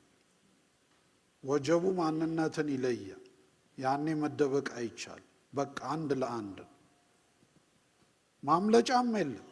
ያኔ ማንነት ይገለጣል። አላውቅም ካልበረታ አላውቅም ነው የምትለው። አሁን ጴጥሮስን እዚህ ጋር አይተነው ገና እምነቱ ተሰርቶ ወደሚቀጥለው ደረጃ ሄደ ሰው አልነበረምና አንድ ቦታ ሲደርስ አላውቀውም እኮ ከሱ ጋር አልነበርክም እንዴ? አይ ተመሳስዬባችሁ ነው። 3 ነው ካሉ በመሰራት ሂደቱ ስለነበረ። ለዚህም ነው መሰራት አለ የምንለው። ማዕበል ይለያል። ጀግኖች ሲሸለሙ ቦቅቧቆች ያፍራሉ። እነዛ ሰዎች አሁን ተመልሰው እዛ አምልኮ ውስጥ የሚቀላቀሉ ይመስሏችኋል? ሌላ ጊዜ ቢፈቀድ እንኳን አይመጡ። ያሳፍራል። ከዘመኑ መጨረሻ ሀፍረት እግዚአብሔር ይጠብቃል። በሶስተኛ ደረጃ ያነሳውባችሁ በወጀብ ውስጥ መሰራት አለ ብዬ ነበር። ለመሰራት ለመጠንከርና እውነተኛ ወታደር ሆኖ ለመውጣት እንደ ማዕበሉ ያለ ባለውለታ የለንም። ሰው መከራ ሲበዛበት አስቀድሞ ይሰወራል። አደባባይ አይገኝም። ጓዳን የጸሎት ሰው ኤሎሄ ሳያውቀው ይሰራል ማንነቱ። መከራ ትምህርት ቤቱ፣ ከዛ ሌሎችን ወደ ራሱ ይጋብዛል። ባለፈው ጳውሎስን አንስቸው ነበር። ጥቂት የማትባሉት ከዚህ የግብዣ ደብዳቤ ወይም ኢንቪቴሽን ሌተር ለወገኖች፣ ለወንድሞች፣ ለእህቶች እንደላካችሁ ተስፋ አደርጋለሁ። በተለይ ፓስተርና አብረዋቸው የተጠመዱ ደግሞ በተደጋጋሚ የግብዣ ደብዳቤ ለአገልጋዮች፣ ለመሪዎች ይልካሉ። ኤምባሲውም ቪዛ ይሰጣል። እኔም እንደ አቅሜ የግብዣ ደብዳቤ ይጽፋል። መጽሐፍ ላስመርቅ ነውና እከሌ እንዲገኝ ባካችሁ ቪዛ ስጡ ትላለሁ። እነሱም ቸር ናቸው። በፈጠራ ሰዎች ላይ አይጨክኑም፣ ይሰጧቸው። ጳውሎስም እንዲሁ እንደ አቅሙ አንድ ጊዜ የግብዣ ደብዳቤ ጻፈ። የጻፈለት ለልጁ ለጢሞቴዎስ ነው። ምን ብሎ ይጀምራል? እንደ ክርስቶስ በጎ ወታደር አብረኸኝ መከራን ተቀበል አለው። ስንቶች ትሄዳላችሁ እንዲህ አይነት ግብዣ ቢላክላችሁ? ሰው ያለውን ነው የሚሰጠው። በልቡ የሞላውን አፉ ይናገራል። እረ ተሳስቼ ነው ቢል እንዳታምኑት፣ የሞላውን ነው ያወጣው። ድንኳን ሰሪው ጳውሎስም አካባቢውን አየ። አንድ ቀን ትርፍና ኪሳራውን አሰላ። ሰው ሊካፈለው የሚችል በረከት አለኝ ወይ ሲል ሞልቶኛል አለ። ምንድን ነው? መከራ ነው። በቅርጫት ወረድኩ ይላል። ላይ ታንኳው ተሰበረ ይላል። ይሄን ያልተገረፍኩ ይላል። የሱ ሰቆቃ ደግሞ ራሱን የቻለ ሰቆቃው ጳውሎስ አንድ መጽሐፍ የሚወጣው። ከዛ ጢሞቴዎስን ጠራው። አረ መከራ በዛብኝ፣ ና እንካፈል እባክህ፣ ና እንደ ክርስቶስ በጎ ወታደር አብረኝ መከራን ተቀበል። መለያው አመስጋኝነት ነው። በመከራ ውስጥ ሆኖ ማጉረምረም ሽልማትን ያስከለክላል። የገባው የክርስቶስ ወታደር በችግር ውስጥ አመስጋኝ ነው። ቅድም ያነሳውባችሁ ኢዮብ እንዲህ አለ፣ እግዚአብሔር ሰጠ፣ እግዚአብሔር ነሳ። የእግዚአብሔር ስም የተባረከ ይሁን፣ አሜን። ስለ ክርስቶስ መከራን የሚቀበሉ ሰዎች ዙሪያቸው ረብሻ ባያጣም ውስጣቸው ግን ሰላም። የውስጥ ሰላም በስንት ይገዛል ወገኖቼ? በስንት ብር እንግዛው? ኦክሽን ላይ እንኳን ብናገኘው ዋጋው ርካሽ አይሆን። ውስጣዊ ሰላም ደግሞ ሰዎች የሚመሰክሩት። ቅድም 15 ዓመት ሰራው ወዳልኩበት ካምፓኒ አንዴ ልመልሳችሁና አንድ ቀን ሻይ ሰዓት ላይ ካፌቴሪያ ቁጭ ብዬ ሻይ እየጠጣው ኮምፒውተሬ ጋር ስነጋገር አንዲት አለቃችን መጣች። አሌክስ ከኮምፒውተር አትለያይም ትማራለህ እንዲህ አለችኝ። አይ የራሴን ጽሁፍ እየጻፍኩ ነው፣ ግን እንዳው ስለ ትምህርት ካነሳሽ ልማር ብል ምን ትመክርኛለሽ አልኳት። ምንም ግራ ቀኝ የለውም፣ ሕክምና ተማር አለች። ለምን አልኳት። አሌክስ ለአመታት አውቅሃለሁ። አንዳንዴ የእሳት አደጋ ምልክት ይነፋል፣ አንዳንዴ ፖሊስ መጥቶ ሆቴላችንን ይወረዋል ጥርጣሬ ሲኖር፣ አንዳንዴ እንዲሆናል፣ አንዳንዴ ይሆናል። አንተ ሁልጊዜ እንደተረጋጋ ነው። ስለዚህ ሕክምና ብታጠና ደም እየፈሰሰው ይምጣ ሰውየው፣ ያንዘርዝረው ያንቀጥቅጠው፣ ሳትጨነቅ ጥሩ ሕክምና ትሰጣለህ።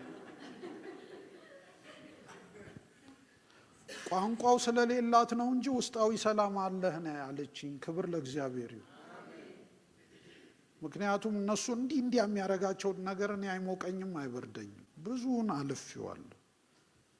በቀደም ፓስተር ኢዮቤ እንደዘመረልን ማዕበሉን አልፌዋለሁ። የሚመጣውንም ለማለፍ እሱ ብቃት ይሆነኛል። ፓስተር ቢያጫውቷችሁ በጸሎት የተሻገርናቸው ማዕበሎች 1 2 3 የሚሆኑ አይደሉም፣ ብዙ ናቸው። ለዛውም እንዲሁ ነቅነቅ የሚሉ ማዕበሎች አይደሉም፣ የሚደፍቁ የሚያነሱ የሚጥሉ፣ ካስፈለገም የመርከቡን ተራዳ የሚሰብሩ ናቸው። አንድ የምናውቀው ነገር ቢኖር አልሰጠም፣ ተስፋ ቃሉ ተሰጥቷል። በውሃው ውስጥ ታልፋለህ አለና አያሰጥምህም፣ በእሳቱም ውስጥ ትሄዳለህ አለና አያቃጥልህም። የስህተት ትምህርት ለዚህ መልስ የለውም። በእሳትም ውስጥ ትሄዳለህ፣ በውሃውም ውስጥ ታልፋል። ክርስቲያን ሆነ፣ አዎ ጌታ ካንተ ጋር ሆኖ በትክክል 3 ሆነው 4 3 ሆነው ገብተው 4 ሆነው አልወጡም እንዴ? ይህን ታሪክ አንብበናል። እናልፋለን፣ ግን አያቃጥለን፣ ወደ ግባችን ነው የሚያፈጥነን። ብርቱ ግዳጅ የሚጠብቃቸው ወታደሮች ሁልጊዜ የሚወስዱት ስልጠና አስቸጋሪ ነው። ለምን? ያኛው እንደ ጨዋታ እንዲሆንላቸው ማለት ነው። የእስራኤል ልጆች የበለጠ የበዙት የግብፃውያኑ ጭቆና ሲብስባቸው ነው። ይገርማል በጣም ባስጨነቋቸው መጠን ጭራሽ እየበዙ ሄዱ። የክርስትና ስሌት እንደዚህ ነው መብዛት የሚመጣው። የኢህአዴግን መንግስት አንድ ያስደነገጠውን ነገር ልንገራችሁ እንደ ጋዜጠኛ። ልክ የእምነት ነጻነት ሲያውጅ መሪ ውስጥ ለውስጥ አንደርግራውንድ የሚባለው የበዛው በስሙ ፕሮቴስታንት የሚባለው ክርስቲያን ብዛት ነው ያስደነገጠው። ምክንያቱም ደርግ ስደት ሲያስነሳባቸውና ወደ ህቡ ሲገቡ በሺህ ወይም በጥቂት ሚሊዮን የሚቆጠሩ ነበሩ። በኋላ የህዝብ ቆጠራ ሲካሄድ 17 ሚሊዮን፣ በ5 ዓመት ውስጥ 22 ሚሊዮን። ቁጥሩ አስደንግጦታል መንግስት። ለምን? መከራ የማብዛትም ባህሪ አለ። ባለንበት ክፍለ ዘመን ከችግር ይልቅ ምቾት የሚገለው ይበልጣል። መከራ ሰውን ያጠነክረዋል እንጂ በጭራሽ አይገድለውም። ባለፈው ከ2005 ጀምሮ የሚከታተለኝን ዶክተር አንድ ጥያቄ ጠየቅኩት። በጣም ልንጠነቀቃቸው የሚገቡ በተለይ ይሄ ከልብ ጋር በተያያዘ ብዙውን ሰው ይዘው እየሄዱ ያሉ ነገሮች ምንድን ናቸው ብዬ ማስታወሻዬን አወጣው። ነገረኝ። 1 የስኳር ህመም፣ 2 ከፍተኛ የስብ መጠን በቅንፍ ኮሌስትሮል፣ 3 ከፍተኛ የደም ግፊት በቅንፍ ሃይፐርቴንሽን ብሎ ነገር። ሶስቱም የረሃብተኛ ሰዎች በሽታዎች አይደሉም።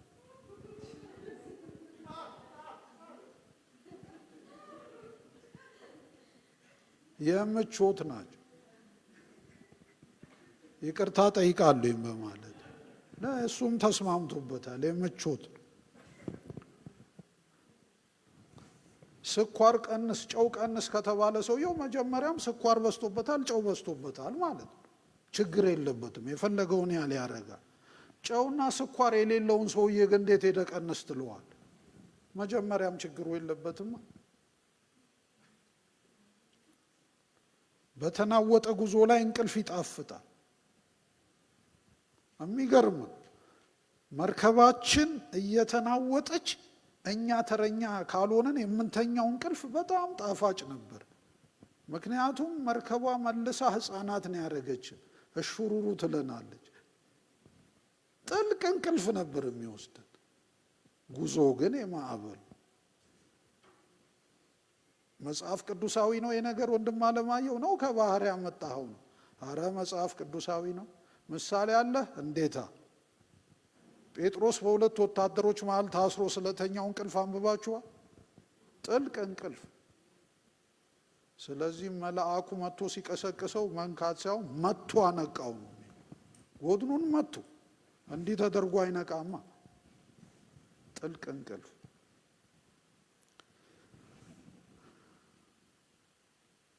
እኔን እንዲህ ካደረጉብኝ እናንተንማ ብሏቸዋል ክርስቶስ በግልጥ። ስለዚህ የሚያስደነግጥ ነገር የለም። በእምነቱ የተሰደደ ሰው በስደት ላይ ላሉት ለመሰሎቹም ይራራል፣ ይጸልያል፣ ይልቁንም የዕብራውያን መጽሐፍ ሊቀ ካህን ብሎ ያስተዋወቀን ኢየሱስ ክርስቶስ ከኃጢአት በቀር በሁሉ ተፈትኗልና መከራችን ይገባዋል። ክብር ለእግዚአብሔር ይሁን። ሁሉን ይረዳል። አሁን ወደ ዛሬው ልገባ ነው ማለት ነው። እንግዲህ የእስካሁኑ ጣሬ ምንድነው ከተባለ በስራ ምክንያት፣ በትራፊክ ምክንያት፣ በምናምን ምክንያት አርብ ላልመጡ የተሰጠ ስንቅ ነው። ለቪዲዮና ኦዲዮ ዲፓርትመንት መልእክቴ ይሄ አንድ ላይ የተጨመቀውን አንድ አድርጎ መልቀቁ ይሻላል እላለሁ፣ ሁለት ክፍል ከማድረግ ይልቅ። ምክንያቱም ይሄን በሙሉ አመጣሁት ወደዚህ በአንድ ሻንጣ ውስጥ አሽጌ ልሰጣችሁ ነው። ማዕበሉን ለማለፍ የሚያስችሉን 7 መላዎች። ማስታወሻ መጽሐፍ የምትፈልጉ አሁን መጽሐፍ ጀምሩ። የቀረውን እዛኛው ቪዲዮ ላይ ታገኙታላችሁ። ማዕበሉን ለመሻገር ራስን ማዘጋጀት ብልህነት ነው። ቀድሞ መጸለይም አስተዋይነትን ያመለክታል። ድምፆችን መለየት፣ የተሻለውን መምረጥ የግድ ይሆናል። ወጀቡን ለማለፍ አመለካከትን መቀየር አማራጭ የለሽ መፍትሄ ነው። እስከ መጨረሻው ጠንክሮ መዋጋትና ትክክለኛ እርምጃ መውሰድንም ግድ ይላል። 7ቱንም ነጥቦች ላብራራቸው። አንደኛ፣ ራስን ማዘጋጀት። ሁልጊዜ ዝግጁ ከሆንክ መጪው ጦርነት፣ ውጊያና ንቅናቄው ምንድን ነው የሚሆነው? የተለመደ ይወዘዴ ነው። ልጆቻችን ፈን የሚሉት ነው የሚሆነው። በቃ በድንገት አንወሰድም። ኢት ቱክ ሚ ዊዝ ሰርፕራይዝ ይላሉ አንዳንዶች። ያላሰቡት ነገር ሲመጣባቸው እኛን ሰርፕራይዝ አያረገንም፣ እናውቀዋለን። ስሚዝ ዊግልስወርዝ ስለሚባል እግዚአብሔር ባሪያ ስንቶች ታውቃላችሁ? አንድ ቀን በአገልግሎት ደክሞት ተኝቷል እና ቤቱ ከበደው፣ አየሩ ከበደው በመንፈሱ ሲያይ እና ገለጥ ሲያረግ ብርድ ልብሱን አጅሬው ልብ ሲላየው አንተ ነህ እንዴ ብሎ ፊቱን ሸፍኖ ተኛ። ተመልሶ ከምንም አልቆጥርህም። ከኛ ጋር ያለው ከእነርሱ ጋር ካለው ይበልጣል። ራስን ማዘጋጀት ተነግሮናልና እንኳን ለኛ ላዳኛችም ደርሶበታልና ራስን አዘጋጅ። እስከ ዛሬ አላውቅም ብትል ዛሬ ሰምተሃል። ራስን አዘጋጅ። ሁለተኛው ቀድሞ መጸለይ ነው። እንግዲህ አሁን ከቅድመ ዝግጅቱ ጋር አብሮ የሚጸልይ ሰው ያስፈልጋል። ስፖርተኛው ለቁርጥ ቀን ውድድር እንደሚለማመድ ዝም ብሎ ክር እንደማይበጥስ ሪኮርድ እንደማይሰብር ሜዳሊያ እንደማያጠልቅ ሁሉ ወደ ሽልማት የሚሄድ ሰው አስቀድሞ ይጸልያል። ራሱን በጸሎት ያዘጋጃል። ለጸሎት ደግሞ የተቆረጠ ቀን አለ። ለጥቂት ደቂቃ እስቲ ወደ ጌተሰማኒ እንሂድ። አሁን ይህንን ጉባኤ ይዤ ለስራ ጉብኝት ወደ ጌተሰማኒ እንደመሄድ ይቆጠር። እዛ ኢየሱስን ደቀ መዛሙርቱን እያየን እስቲ አንዳንድ ትምህርቶችን ንቅስ ወሰዳቸው። ከኔ ጋር ትጉ፣ ግብዣ ነው ይሄ እንግዲህ። ከኔ ጋር በጸሎት ትጉ አለና ፈንጠር ብሎ ጸለየ። ሲመለስ አይኖቻቸው በእንቅልፍ ከብደው አገኛቸው። እንዴ ለአንዲት ሰዓት እንኳን ልትተጉ አልተቻላችሁም እንዴ? ወደ ፈተና እንዳትገቡ ትጉና ጸልዩ። ከክርስቶስ አንደበት በማንኛውም ደቂቃና ሰዓት የሚወጣው ነገር ወሳኝን አንድ ሰዓት አለ። ዛሬ አሁን ሰዎች ምን ያህል ብንጸልይ ጥሩ ነው ሲሉኝ እኔ የምመክረው ከቻል ከአንድ ሰዓት ካልሆነም ከፍ አድርገ ነው። ሰውየው ይቀበለዋል አይቀበለው ምን አገባኝ፣ ምክር ጠይቆኝ ነው። አንድ ሰዓት ልትተጉ አልተቻላችሁም ወይ? ወደ ፈተና እንዳትገቡ እኮ ነው ያልኳችሁ። ለእኔ ጸልዩ ያልኳችሁ መስሏችሁ ነው እንዴ? ራሳችሁ ወደ ፈተና እንዳትገቡ ጸልዩ። በሁለተኛው ተመልሶ ሲሄድ ግን ምን አላቸው? አሁን ይበቃ፣ አሳልፎ የሚሰጠኝ ይመጣል። ለመጸለይ እንኳን ጊዜ አለው ወንድሜ፣ ለመማለድ ጊዜ አለው። ያቺ የጭንቅ ቀን ሳትመጣ መንበርከኪያው ሳይጠፋ ቃላት ከአንደበት ሳይወሰዱ ለመጸለይ ጊዜ አለ። አስቀድሞ መጸለይ ማዕበሉን የማለፊያው ሁለተኛው ሚስጥር። ያኔ ከራሳችን አልፈን ምን እንደሚሆን ልንገራችሁ።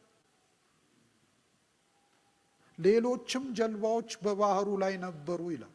ይህን ክፍል ስታነቡ የምትዘሉት ትልቅ ሚስጥር እነሱ ብቻ ሳይሆኑ ሌሎች ጀልቦችም በባህሩ ላይ ነበሩ።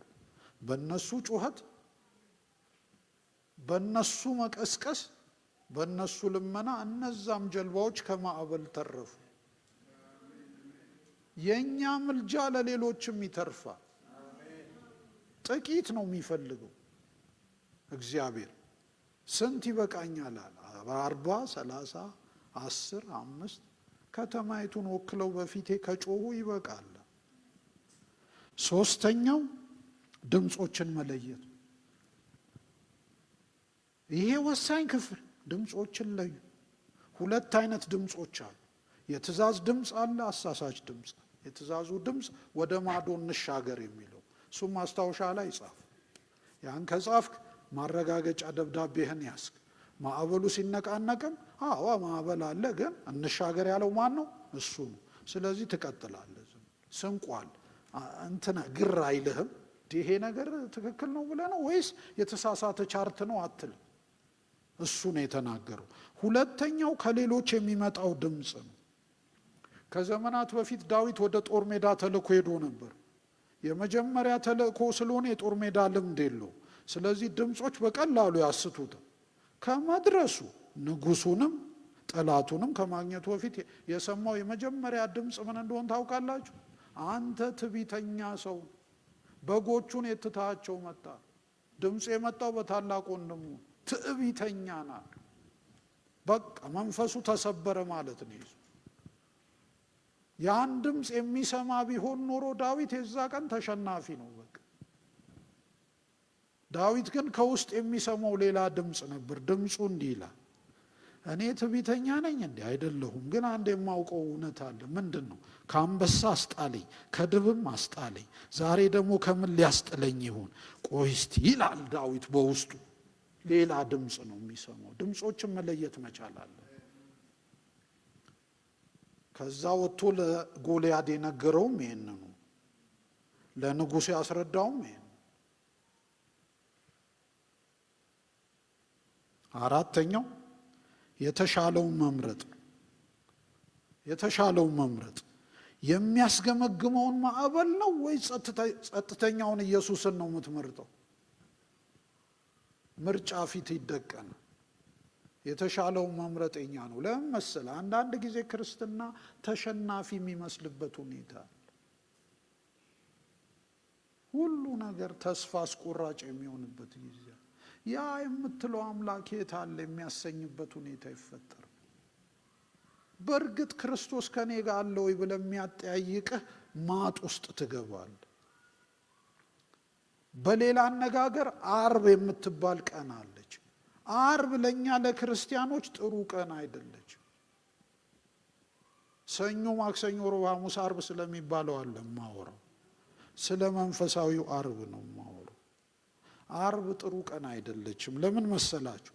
እንኳን ለኛ ለአዳኛችን እንኳን የዛ ቀን የሚቀርበው ጥያቄ ሌሎችን አዳነ። እስቲ እግዚአብሔር ልጅ ከሆነ ራሱን ከመስቀል ያውርድ።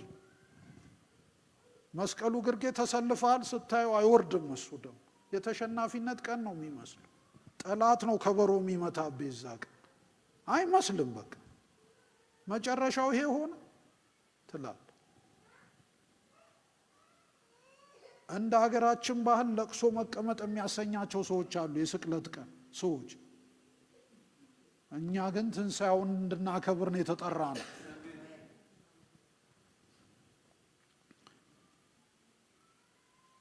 የተሻለውን እንምረጥ። ጴጥሮስ በውሃ ላይ መሄድን እንደመረጠ ሁሉ መስጠምም ሲጀምር ምርጫው ኢየሱስ ነበር። አድነኝ ጌታ ሆይ። ክብር ለእግዚአብሔር ይሁን። አምስተኛው አመለካከትን መቀየር ነው። ሁኔታዎች የሚነግሩን አለ፣ ክርስቶስ የነገረን ነገር አለ። እሱ ወደ ማዶ እንሻገር ብሏል። ማዕበል የት ነው የምትሄደው ብሎ፣ የት ነው የምትሄደው? እኔን አልፈ ነው የምትሄደው ብሎ፣ ውሃ ወደ ታንኳይቱ እየገባ ነው። ለጥቂት ጊዜ እየዛቁ ማውጣት ከደከሙ ታንኳ መስጠሟል። ማዕበል የሚለው ሌላ፣ ቅድም የሰማው ሌላ። የተሻለውን መምረጥ ያስፈልጋል። ወረድ ብሎም አመለካከትን መቀየር ያስፈልጋል። ስለ አንድ የጦር ጀግና ልንገራችሁ። ይሄ ምሳሌ ሁሌ ደስ ይለኝ። እንዲያውም መርሁን ከኤልሳ የወሰደው ይመስለኛል። ኤልሳ አንድ ቃል አቀባይ ነበረው። አንድ ቀን ሲሮጥ መጣና አልቆልናል ጌታዬ። ምን ነው ሲለው ተከበናል። እውነት ነበር፣ ተከበው ነበር በሰረገሎች። ከከበባው ውጭ የሚያው ነገር ግን አልነበረውም ልጁ። ለኤልሳ ግን ያ እውነት ምን አይነት እውነት ነው? አዎ ስጋዊ ሰረገሎች ከበውናል። ብላቴናው በማያየው የእሳት ሰረገሎች ደግሞ ተከበናል። በእኛ ያለው በእነሱ ካለው ይበልጣል ነው የኤልሳ መረዳት። ክብር ለእግዚአብሔር ይሁን። ተመሳሳይ ነው ይሄ። እንግዲህ አንዱ ጀነራል ማዋጊያ ጣቢያው ላይ ቁጭ ብሎ ካርታ ይነድፋል። ወታደሩ ሲሮጥ መጣና ተከበናል አለው። ጀነራሉ መለሰ አገኘናቸው። ወታደሩ ግራ ገባው። እንዴ ጌታ የነገርኩት አልገባሁትም መሰለኝ። መጥተው ዙሪያችንን ከበውናል፣ ጭጭ ሊያረጉን ነው አለ። ገብቶኛል። ታዲያስ አገኘናቸው ነው እኮ የምልህ። በወቅቱ ሊያብራራለት ጊዜው አልነበረውም። ስራውን ከጨረሱ በኋላ ጠራው። ምን ማለቴ እንደሆን ገብቶሃል አለው። አየህ ጠላቶቻችን የሰፈሩት ማዶ የትና የተርቀው ነበር። ሄደን እናጥቃ ብንል ጉድጓድ ወርደን ሸለቆ ውስጥ አልፈን ተራራ ወጥተን ተንፏቀን ምናምን ነበር። አሁንስ ራሳቸው እዚህ ድረስ መጡልን። አገኘናቸው። አንዳንዴ ሰይጣን መላ ሲጠፋው ክርስቲያን ጉባኤ መሃል መጥቶ ቁጭ አገኘ ነው። አሜን። አገኘ ነው። ይምጣ፣ በሩ ክፍት ነው። ሁለት እንለያለን። አጋንንት ይሄድና ሰውየው ይተርፋል። ወደዚህ ማለት አገኘናቸው። አመለካከትን መቀየር ነው። ስድስተኛው ጠንክሮ መዋጋት ነው።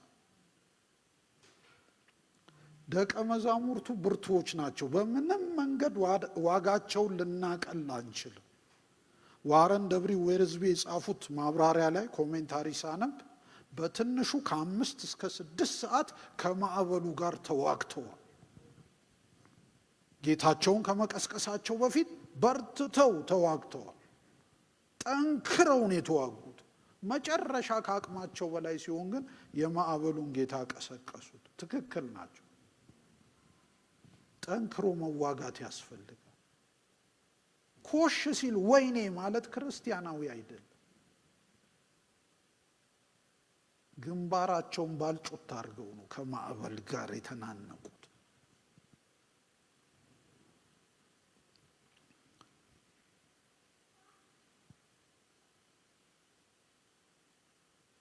ሰባተኛና የመጨረሻው ትክክለኛ እርምጃ መውሰድ። እንዳትረሱ ይሄን ትክክለኛ እርምጃ መውሰድ ለድሉ ወሳኝ ነው። ዳዊት ከጎልያድ ጋር እንዲጋጠም እድሉ ሲሰጠው ከጎልያድ ጋር ቦክስ ሊገጥም አልሄደም። ቢሄድ ጎልያድ ኪሱ ነው የሚከተው። ስለዚህ እንደ አንበሳ በርቀት መጣ። ትክክለኛው እርምጃ ነበር። አንዳንዴ እቃ የምንጫወታቸው ነገሮች ብዙ አደጋ የሚያመጡብን ናቸው። በርቀት የምንሸኛቸው አሉ፣ በቅርብ የምናናገራቸው አሉ። አንድ ወንጌላዊ በልጅነቴ ዘመን ሲመክረኝ ጌታ ያገኘህ ጠጅ ቤት ውስጥ ከሆነ ኋላ ወንጌል መሰክራለሁ ብለህ ጠጅ ቤት አትመለስ ይላል። ምክንያቱም ወንጌል እያወራ እነሱን ለመምሰል አንድ ትይዛል። ወይም በሌላ አነጋገር ዱቄት ውሃ ሊቀዳ አይወርድም፣ ከወረደም አይመለስም። እንግዲህ ክፍል 2 ሊሆን ወደ ነበረው ለአዲስ ነገር እንሻገር ወደሚለው ላልፍ ነው። እስካሁን ጌታ እየተናገራችሁ ነው? እስቲ እጃችሁን አሳዩ። ክብር ለእግዚአብሔር ይሁን። እንቀጥላለን። ለአዲስ ነገር እንሻገር። ለዚህ የሚሆነውን ቃል ላንብብ፣ እስክታወጡ ጊዜ አልፈጅባችሁ። መነሻ ሐሳብ ማቴዎስ 14 22 ከ30 እስከ 32። እስቲ አውጡ። ለማንኛውም ምክንያቱም 2 ጥቅስ ነው እስካሁን አውጡ ያልኳችሁ። መነሻ ሐሳቡ ማቴዎስ 14 22 እስከ 32።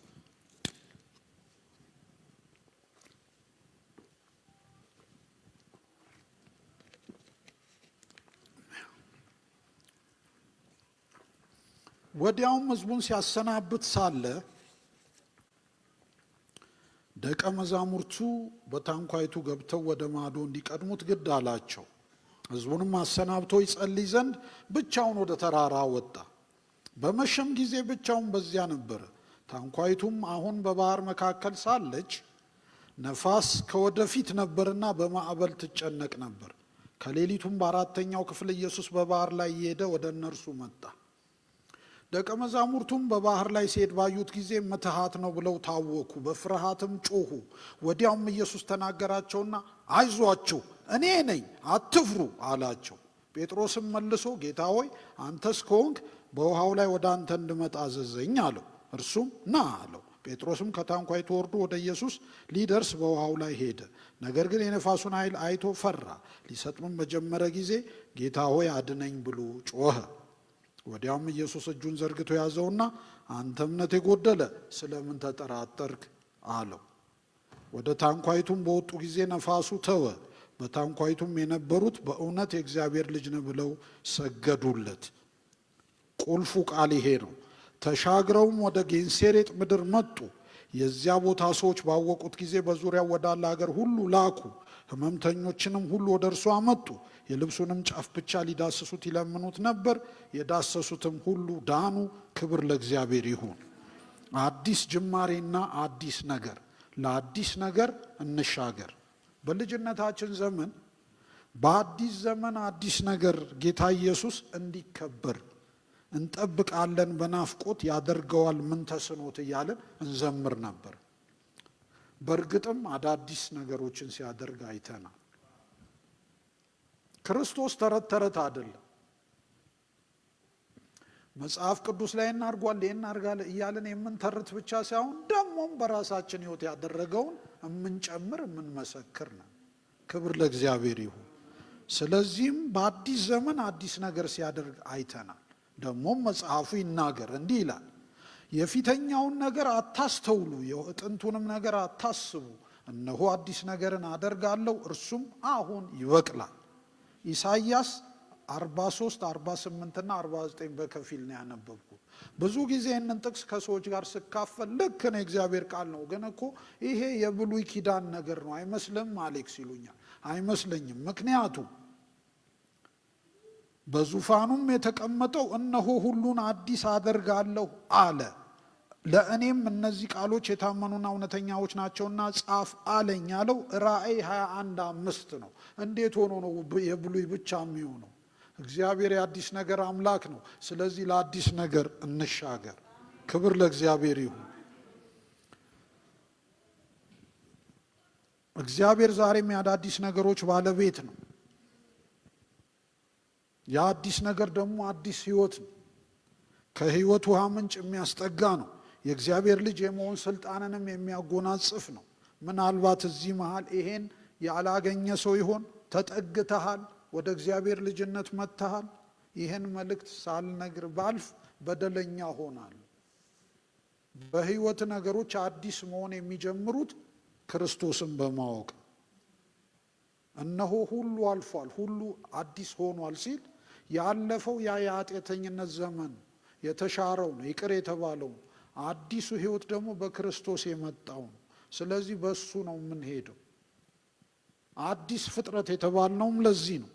ጌታ በሕይወታችን አዲስ ነገር ያደርግ ዘንድስ መንገዱን የምንጠርግለት እንዴት ነው? ይሄ እንግዲህ ወሳኙ የዛሬ ጥያቄ ይሆንና ይሄ የሚሆኑበትን 3 ነጥቦች አሳይቻችሁ ነው ወደ ፍጻሜው የምሄደው። በሕይወታችን አዲስ ነገርን ያደርግ ዘንድ መንገዱን የምንጠርገው እንዴት ነው? አንድ ሁሉን የሚያውቀውን በመጠጋት ነው። የመጀመሪያው ቁልፍ ነገር ሁሉን የሚያውቀውን በመጠጋት። ቅድም እንዳልኩት አዲስ ሕይወት የሚጀምረው እርሱን በመጠጋት ነው። ከዚህ ዕለት ጀምሮ የትንሣኤውን ኃይል በመለማመድ በአዲስነት እንኖራለን። ሁሉን የሚያውቀውን ስትጠጋው የማያስታውቅህ ነገር አይኖርም። ምሳሌ ይሰጣለሁ። ሁሉን የሚያውቀውን ስትጠጋው የማያስታውቅ ነገር አይኖርም።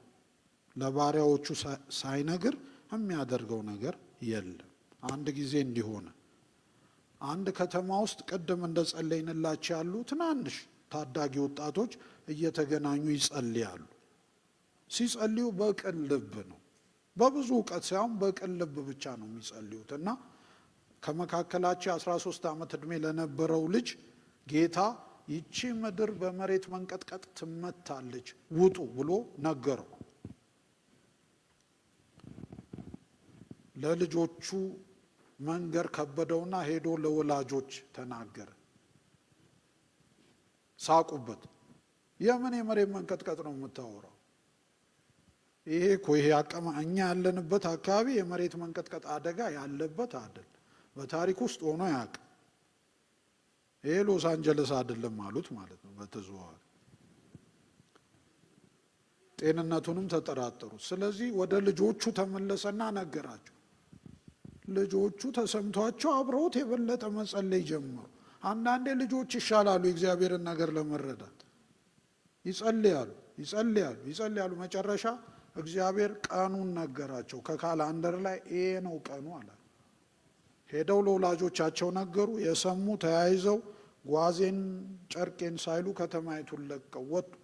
በተባለው ቀን የመሬት መንቀጥቀጡ መጣ፣ ብዙዎችንም አጠፉ። የመሬት መንቀጥቀጡ ሲጀምር ይቺ መሬት እንዲህ አይነት ታሪክ ገጥሟት አያውቅም ያሉት ሳይንቲስቶች መልስ ሊሰጡ አልቻሉ። መጣ በቃ የመሬት መንቀጥቀጥ። ለማን ነው አቤት የምትል? ሆኖ ማያውቅ የምትለው ነገር በእግዚአብሔር ፊት ሊሆን ይችላል። ስለዚህ ሁሉን የሚያውቀውን ስትጠጋው ከእውቀቱ እየተካፈልክ ነገሮች ግር ሳይሉ መኖር ትጀምራል። አስቀድመ ትመለከተዋል፣ ሲመጣ ያስደነግጥ። አሜን። ሁለተኛው የማታውቀውን አላውቀውም በማለት ነው። ይሰማል? የዲያስፖራው በሽታ ያልታከመ የዲያስፖራው በሽታ። ፖለቲካ ሲወራ ፖለቲከኛ ተንታኝ ነው። መንግስትን እንዴት በ3 ቀን ከስልጣን ማስወገድ ይቻላል ብትለው ይተነትናል ቁጭ ብሎ በ3 ቀን ውስጥ። በ3ኛው ዓመትም ሄደ ብትጠይቀው እንዲሁ ይተነትናል። ለኋላው እንኳን ንስሐ አይገባ። ያኔ ተሳስቼ ነበረ። ስለ ጤና ብታማክረው ብዙ ነገር ያወራል። ራሱ ያደርገው። ሁሉን ያውቃል ዲያስፖራው። ሁሉን ከሚያውቀው ዲያስፖራ መሃል ናችሁ እንዴ እናንተ? እነ ሕዝቅኤል እንዲህ አልነበሩ። የማያውቀውን አላውቀውም ማለት ይችልበት ነበር። እግዚአብሔር ሕዝቅኤልን ጠየቀው እንዲህ ሲል፣ የሰው ልጅ ሆይ እነዚህ አጥንቶች በሕይወት ይኖራሉን? ሕዝቅኤል ዛሬ በመካከላችን ቢኖር የፒኤችዲ መመረቂያ ጽሑፉን የሚጽፈው በዚህ ርዕስ ላይ እነዚህ አጥንቶች በሕይወት ይኖራሉን? የቀረቡ የመልስ አማራጮች ሀ ይኖራሉ፣ ለ አይኖሩም፣ ሐመሮሃ አላውቅም፣ መ ሁሉም መልስ ነው። አስተዋዩ ሕዝቅኤል ሁሉን ነገር ያመዛዘን ይመስለኛል። አሁን ራሴን በሕዝቅኤል ቦታ ባስቀምጠው ይኖራሉ ቢል እንዴት ለሚለው ማብራሪያ የለው። ይኖራሉ እውነት ነው። እንዴት ቢለው እግዚአብሔር ማብራሪያ የለው። አይኖሩም ቢልስ ሁሉን የሚችል እግዚአብሔር የሚሳነው አለን ይለዋል። ለዚህም መልስ የለው። ስለዚህ ምናል አላውቅም። ቅን የሆነ አላውቅም፣ ቅን ያልሆነ አላውቅምም አለው። ፈሪሳውያንን ጠየቃቸው ኢየሱስ ክርስቶስ። ተመልከቱ፣ እነዚህ የአንድ ሀገር ሰዎች ናቸው። ፈሪሳውያኑን ጠየቀ። ኧረ ዮሐንስ ጥምቀት ከወዴት ነበረች? ይችን ነገር ተመካክረን እንመልስልህ መምህር ሆይ ብለው ተንሾካሾ። ዛሬ አልቆልናል። ከሰማይ ነች ብንለው እንዴት አልተቀበላችኋትም ሊለን፣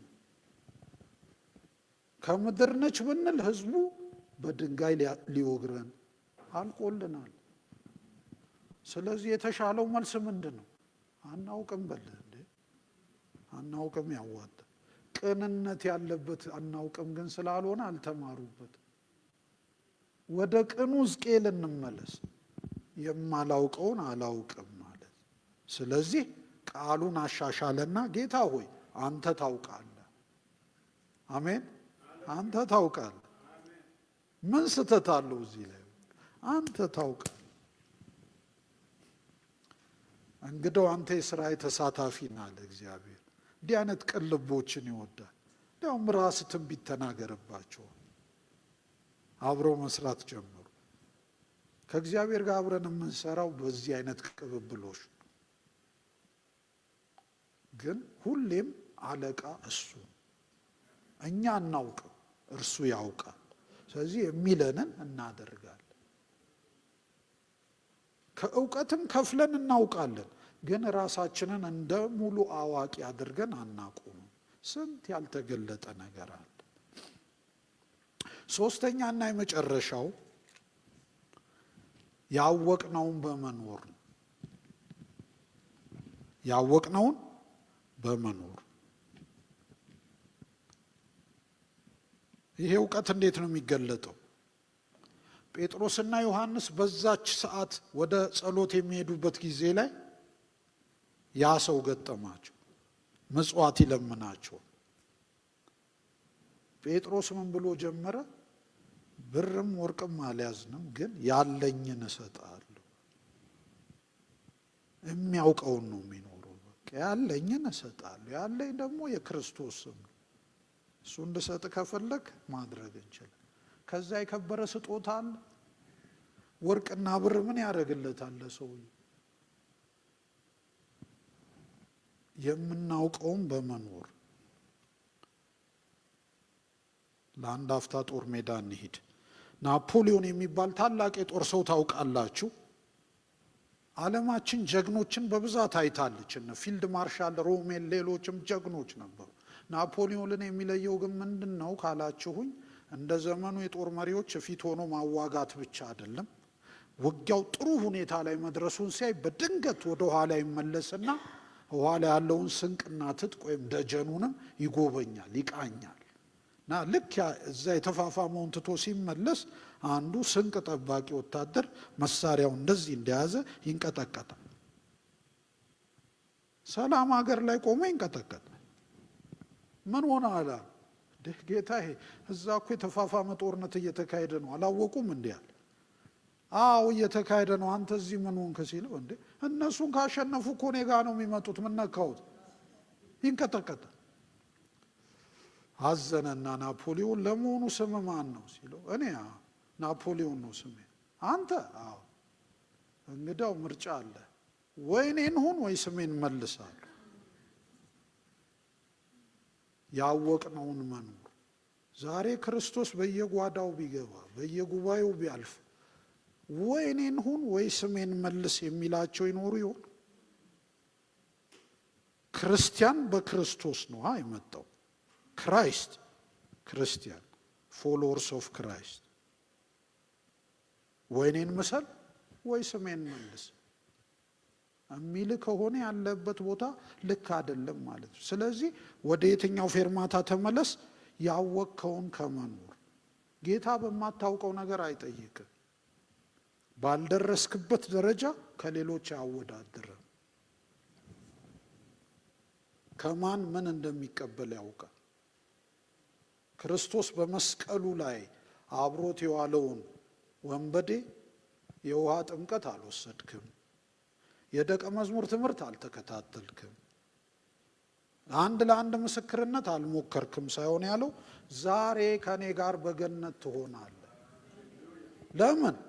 ማረግ የሚችለውን አድርጓል። በቃ በመንግስት በመጣ ጊዜ አስበኝ ሲለው መንግስት የምትለው ቃል ውስጥ መንግስት አለች፣ ንጉሱ አንተ ነህ የሚል ትንታኔ አለው። ጌታን መቀበል ማለትም ይሄው ነው። ቀመር አናበጅለትማ። ያወቅነውም በመኖር ታላቋና ትሁቷ ማርያም ለዚህ ትልቅ ምሳሌ አላት። አንድ ጊዜ አገር ታወከ። ትልቅ ሁከት፣ ውርደት፣ ሀፍረት የሚያመጣ ሁከት። ሰርገኛ ተሰብስቦ እየበላ እየጠጣ በድንገት ወይን አለቀ። ምን አይነት ውርደት ያመጣል አትሉኝም? ፕሮግራም መሪዋን እዚህ መድረክ ላይ መጥቶ ክቡራና ክቡራን እንግዶች ወይን ጠጅ በማለቁ ይቅርታ እንጠይቃለን መልካም ቀን ቢል ከዚህ በላይ ውርደት አለ? ለነሱ ባህል ውርደት እና ሰዎች የሚሰሩት ጠፍቷቸው ግራ ገብቷቸው ወደሱም ሲሄዱ ደግሞ ውሃ አምጡ ነው ውሃ ሙሉ ምናምን አለ። ደግሞ ሌላ ግራ የሚያጋባ ነገር። ወይን ጠጅ ነው ያለቀው እኮ ክርስቶስ ስትለው ውሃ ሙላ እኮ ነው የምልህ ይላል እሱ። ግራ ያጋባል። ስለዚህ እስቲ ምናልባት ከኛ ይልቅ የምትቀርበው የምታውቀው እሷ ናት ማርያም ምን ትያለሽ ሲሏት ቀላለሁ የሚላችሁን ሁሉ አድርጓል። እኔ ያውቃለሁ አይደለም ያለ የሚላችሁን ሁሉ አድርጉ። አየህ ያላችሁን ነው የምትኖሩት፣ የምታውቁትን ነው የምትሰጡት። ከዛ በላይ እንድትዘረጉ እግዚአብሔር አይፈቅድላችሁም ወይም አይጠብቅባችሁም። ማርያም ውሃውን ሙሉት እሱ ወደ ወይን ጠጅ ይቀይረዋል አላለችም፣ አልወጣትም። እንደ ማንኛውም አብራ ተአምሩን ልታይ አለች፣ እዛ ታድማለች። ግን ቁልፉን አውቃለች። የሚላችሁን ሁሉ አድርጉ። እዚህ ላይ አይቆምም እኮ የማርያም ነገር አስደናቂ ነው። አንድ ልጨምርላችሁ። ግን አትደንግጡ ማለት ይኖርብኝ ይሆን? ይህን ሰሞን አትደንግጡ የሚል ስብከት መጥቷል። ለምን? ሰው ዝም ብሎ በማሳጅ ቴራፒ ስለኖረ ቁስሉ አለ፣ መንፈሳዊ ቁስሉ አለ። በደንብ ውስጡ ተቆፍሮ እያመመው የሚያዠው ምናምን ተገንጥሎ ወጥቶ መድኃኒት ተደርጎለት መታከም ሲገባው አትንኩት ቁስሉን እየተባለ በባንዴድ ትሪትመንት ስለኖረ ድንገት መታ እውነት ብትነግረው ያዞረዋል። እዚህ አትደንግጡ አሉ ሰውየው፣ አትደንግጡ አሉ ደጋግሞ። መደንገጡ ግን አልቀርም። እንግዲህ እውነቱን ተናግሮ ሰው ቢደነግጥ የሚደንግጥ እንጂ። የማርያም ሁለተኛው ምሳሌ ምንድን? መልአኩ ገብርኤል ወደ እርሷ መጣና ሆኖ የማያውቅ ነገር በአንቺ ሕይወት ይሆናል ምን ትያለሽ? ሪፈረንስም የለው። ማንን ልንገርሽ? ዓለም ከተፈጠረ ዘመን ከተቆጠረ ሆኖ ያውቅም። የሆነ ሆኖ ተልኬ ስለመጣሁ በአንቺ ሕይወት ታላቅ ነገር ይሆናል። ልዑሉ ከአንቺ ይወለዳል። ይሄ ምንድን ነው? ነገረ መለኮት ላልተማረች፣ በእድሜዋ ላልገፋች ለአንዲት ወጣት ልጃገረድ ይህ ምን አይነት ከባድ እውነት ነው! እንደ ቃል ይሁንልኝ። አሜን። አለቀ። ዘጋችሁ። ጥበበኛ እኮ ናት። እንደ ቃል ይሁንልኝ እንጂ ይሄ እንዴት ይሆናል እንደዚህ አይደል። ማርያም ይህንን መልእክት ከተቀበለችበት ስፍራ ወጣ ብላችሁ 2 ማይል ሳይሆን እማትሆን ርቀት ብትሄዱ ቤተ መቅደስ ትደርሳላችሁ። ቤተ መቅደስ ዘካርያስ የሚባል ካህን አለ። ያነበበ ነው። ጥቅሉን መጽሐፍ ታንብቧል። ቢያንስ የመጽነሷ ወራት ካለፈ በኋላ እግዚአብሔር ይስሐቅ የሚባል ልጅ እንደሰጣት ስለ ሳራ አንብቧል። ይህን ታሪክ ያውቃል። ሲሰብከው ኖሯል። አሁን በተራው መጣ መልአኩ። ሚስት ትወልዳለች ሲለው እንዴት አለ። ይውላችሁ አንዳንድ እምነት ከማይጠበቅበት ቦታ ነው የሚገኘው። ምሳሌ አለው እኮ ማገናዘቢያ አለው። አዎ የእሱም ሚስት የመጽነሻዋ ወራት አልፏል። ነገር ግን ሳራን መባረክ የቻለ እግዚአብሔር ዛሬም ክንዱ አልደከመም ሊል ሲገባው እንዴት የሚል ክርክር አመጣ። መልአኩ አንድ ተልእኮ ነው ይዞ የመጣው። የሚያበስር ዜና አምጥቶለታል። ሚስት ትወልዳለች አለው። ሊመለስ ነው መልአኩ። እንግዲህ ለነገረ መለኮታዊ ክርክር ወይም ቲዮሎጂካል ዲቤት አይደለም መልአኩ የመጣው፣ መልእክት ይዞ ነው የመጣው። ቃል በቃል የተነገረው ነው የሚነግረው።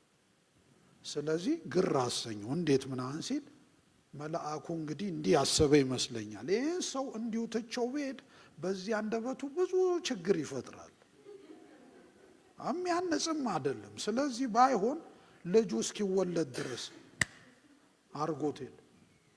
ምክንያቱም ሊያስረዳ አይችልም። መልአኩ መጽሐፍ ገልጦ ሊያብራራ አልተላከ፣ መልእክት ነው ያመጣው። ማርያም ያልተማረችው ክህነት ቦታ ያልደረሰችው ወጣት ልጃገረድ ግን እንደ ቃል ይሁንልኝ። አሜን። ስንቶች ይህን ትላላችሁ? ታላቁ ካህን የሚያውቀውን አሜን ማለት ሲያቅተው፣ እርሷ ግን በትህትናና በጥበብ ይሁን አለች። ለአዲስ ነገር እንሻገር። እግዚአብሔር ያሻግረናል። ምክንያቱም ወደ ማዶ እንሻገር ያለው እርሱ ነው። በሁለት መንገድ ያሻግረናል። በሁለት መንገድ ያሻግረናል። በመጀመሪያ ታንኳው ላይ ካለ ቀስቅሱት፣ ማዕበሉን ይገስጻል፣ ወጀቡንም ጸጥ ያሰኘዋል፣ እንሻገራለን። ከሌለስ ጥሩት። በጨለማ መብራት ጠፍቶ ፍጥረት አንቀላፍቶ እያለ በማዕበሉ ላይ ይመጣል። አሜን። ማዕበሉ ችግራችን ነው። ማዕበሉ መከራችን ነው። እሱ ግን በላዩ ላይ ይረማመድበታል። አይገርምም? ሃይዌይ ባይዌይ ያደርገዋል። ሲፈልግ እርሱ ይመጣል፣ ይታደገናል፣ እንሻገራለን። በመሻገር ውስጥ ምን አለ ብላችሁ እስቲ አንድ ነገር ጠይቁኝና እንለያይ። ከተሻገርንስ በኋላ ቅድም ምን አነበብኩ? ሄደው ምን አጋጠማቸው እነዚህ ሰዎች? እስቲ ቃሉን ላንብቡ። ስንሻገር ምን እንደሚሆን ከራሴ ከምል በቃሉ ላንብቡ።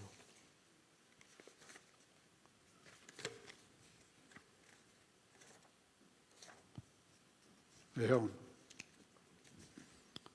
ተሻግረውም ወደ ጌንሴሬጥ ምድር መጡ። በዚያ ቦታ ሰዎችም ባወቁት ጊዜ በዙሪያው ወዳለ ሀገር ሁሉ ላኩ። ሕመምተኞችንም ሁሉ ወደ እርሱ አመጡ። የልብሱንም ጫፍ ብቻ ሊዳስሱ ይለምኑት ነበር። የዳሰሱትም ሁሉ ዳኑ። የፈውስ ሪቫይቫል ጠበቃቸው። ክብር ለእግዚአብሔር ይሁን። አሁን ማን ነው በማዕበል ውስጥ እየሄደ በሞትና በሕይወት መሃል ተይዞ ያን የሚያስብ ማን ነው? አሻግሮ የሚመለከትስ ማን ነው? ዛሬን ውሎ ማደር ጭንቅ በሆነበት በዚህ ጊዜ ነገን የሚመለከት ማን ነው? ቃሉ ግን ይላል ተሻግረው በሄዱ ጊዜ በጌንሴሬጥ የፈውስ ሪቫይቫል ጠበቃቸው። ክብር ለእግዚአብሔር ይሁን። ስጋዊ ፈውስ ብቻ አለ። አስተሳሰባችን ይፈወሳል፣ አካሄዳችን ይፈወሳል፣ ደስ እንሰኛለን፣ እናመሰግናለን። ሁለት አይነት መሻገሮች አሉ ወገኖች። ቅድም በግጥም ያነሳሁት መሻገር አንድ ነገር፣ በሕይወት እያለን የምናደርገው መሻገር ሌላው መሻገር። እማንጠብቀውን ነገር ያደርጋል እግዚአብሔር፣ ያሻግረን። እድሜን ሁሉ የሚገርመኝን አንድ ፈውስ ልንገራችሁና ፓስተር እንዲጸልዩልን እነግራችኋለሁ። ሰምታችሁ የማታውቁትን ፈውስ ነው የምነግራችሁ። ተዘጋጁ። መጽሐፍ ቅዱሴንም ታላላቅ የፈውስ መጽሐፎችንም አንብቤያለሁ። ገጥሞኝ የማያውቅ አንድ ነገር ነው። በልጅነታችን ዘመን ተንበርክከን የምንጸልይባት አንዲት ቤት ነበረች። 24 ሰዓት ጸሎት አለባት። አንዱ ሲንበረከክ ሌላው ሲሄድ ሌላው እየተንበረከከ 24 ሰዓት ጸሎት ይካሄድባታል። እና ከነዛ ትጉ ወጣቶች ማለት አንድ ጊዜ ኃይለኛ ሳል ያዘው። መጸለይ አልቻልንም። ምክንያቱም በተንበረከክን ቁጥር የምንሰማው የልሳን ድምፅ ሳይሆን የእሱን ሳል ነው።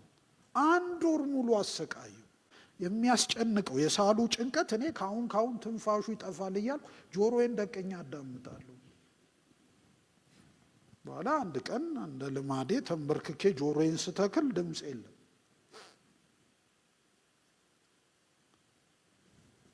ብዬም በሰማ ድምፅ የለም። የመጀመሪያውን ዙር ጸሎት ጨረስንና ስንነሳ ልጁ አቻሜለ ነው። አቼ ዛሬ ምንም አልሳልክም አልኩ። ይሄን አዳምጡ እንግዲህ። ይሄን ምንም አልሳልክም ዛሬ አልኩት። ምን ማለት ነው አለ። ይሄ የሚያስልህ ነገር በቃ ጌታ ፈወሰ ማለት ነው ስለው፣ የምን ሳል ነው የምታወራው? እውነተኛ ክርስቲያን ስለሆነ ውሸትን ዲክሽነሪ ላይ ካልሆነ አውቃት ምንድን ነው ብዬ ግራ ገባ። ስለምን እንደምታወራ አሌክስ አላውቅም አለ። ሁለት ያዙር ተንበርክከን ስንጸልይ የራሱን ጌታን ጠየቅኩት። ምንድን ነው እየሆነ ያለው? ገባኝ። ጌታ እንዲህ ነው ያደረገው። ሳሉንም ትዝታውንም ወሰደበት። እንዲህ አይነት ፈውስ አይታችሁ ታውቃላችሁ? ወደ ኋላ እያሰበ እንዳያሰቃየው ወሰደው በቃ። ስለዚህ ልጁ ሳል እኮ ነበረበት ስለው፣ ምንድን ነው የምታወራው? 1 ወር ሙሉ እኮ ነው የሳለው። ሰምተን የማናቀውን ፈውስ እግዚአብሔር ያደርጋል። አሜን። እንዲህ ነው የኛ ጌታ።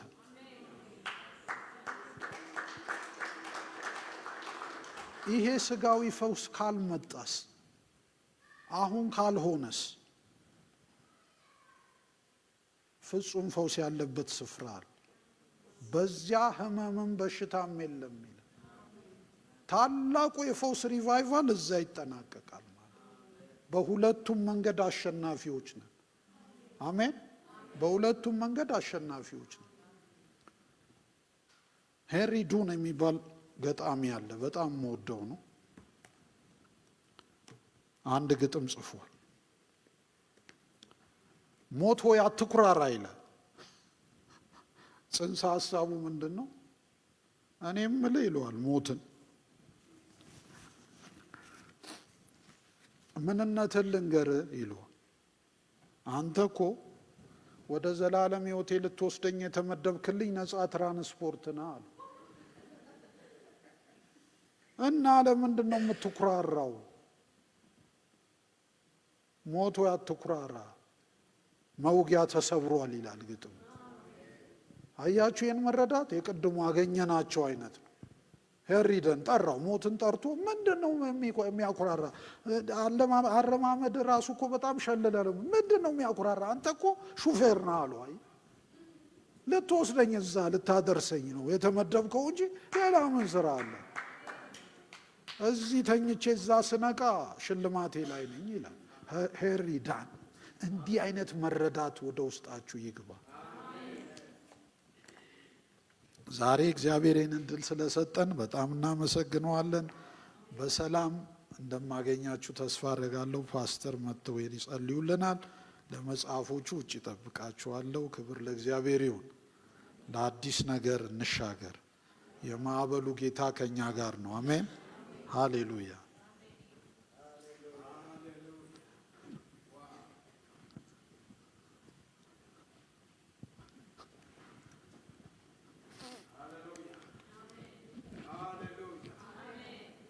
ተባረካችሁ ወይ?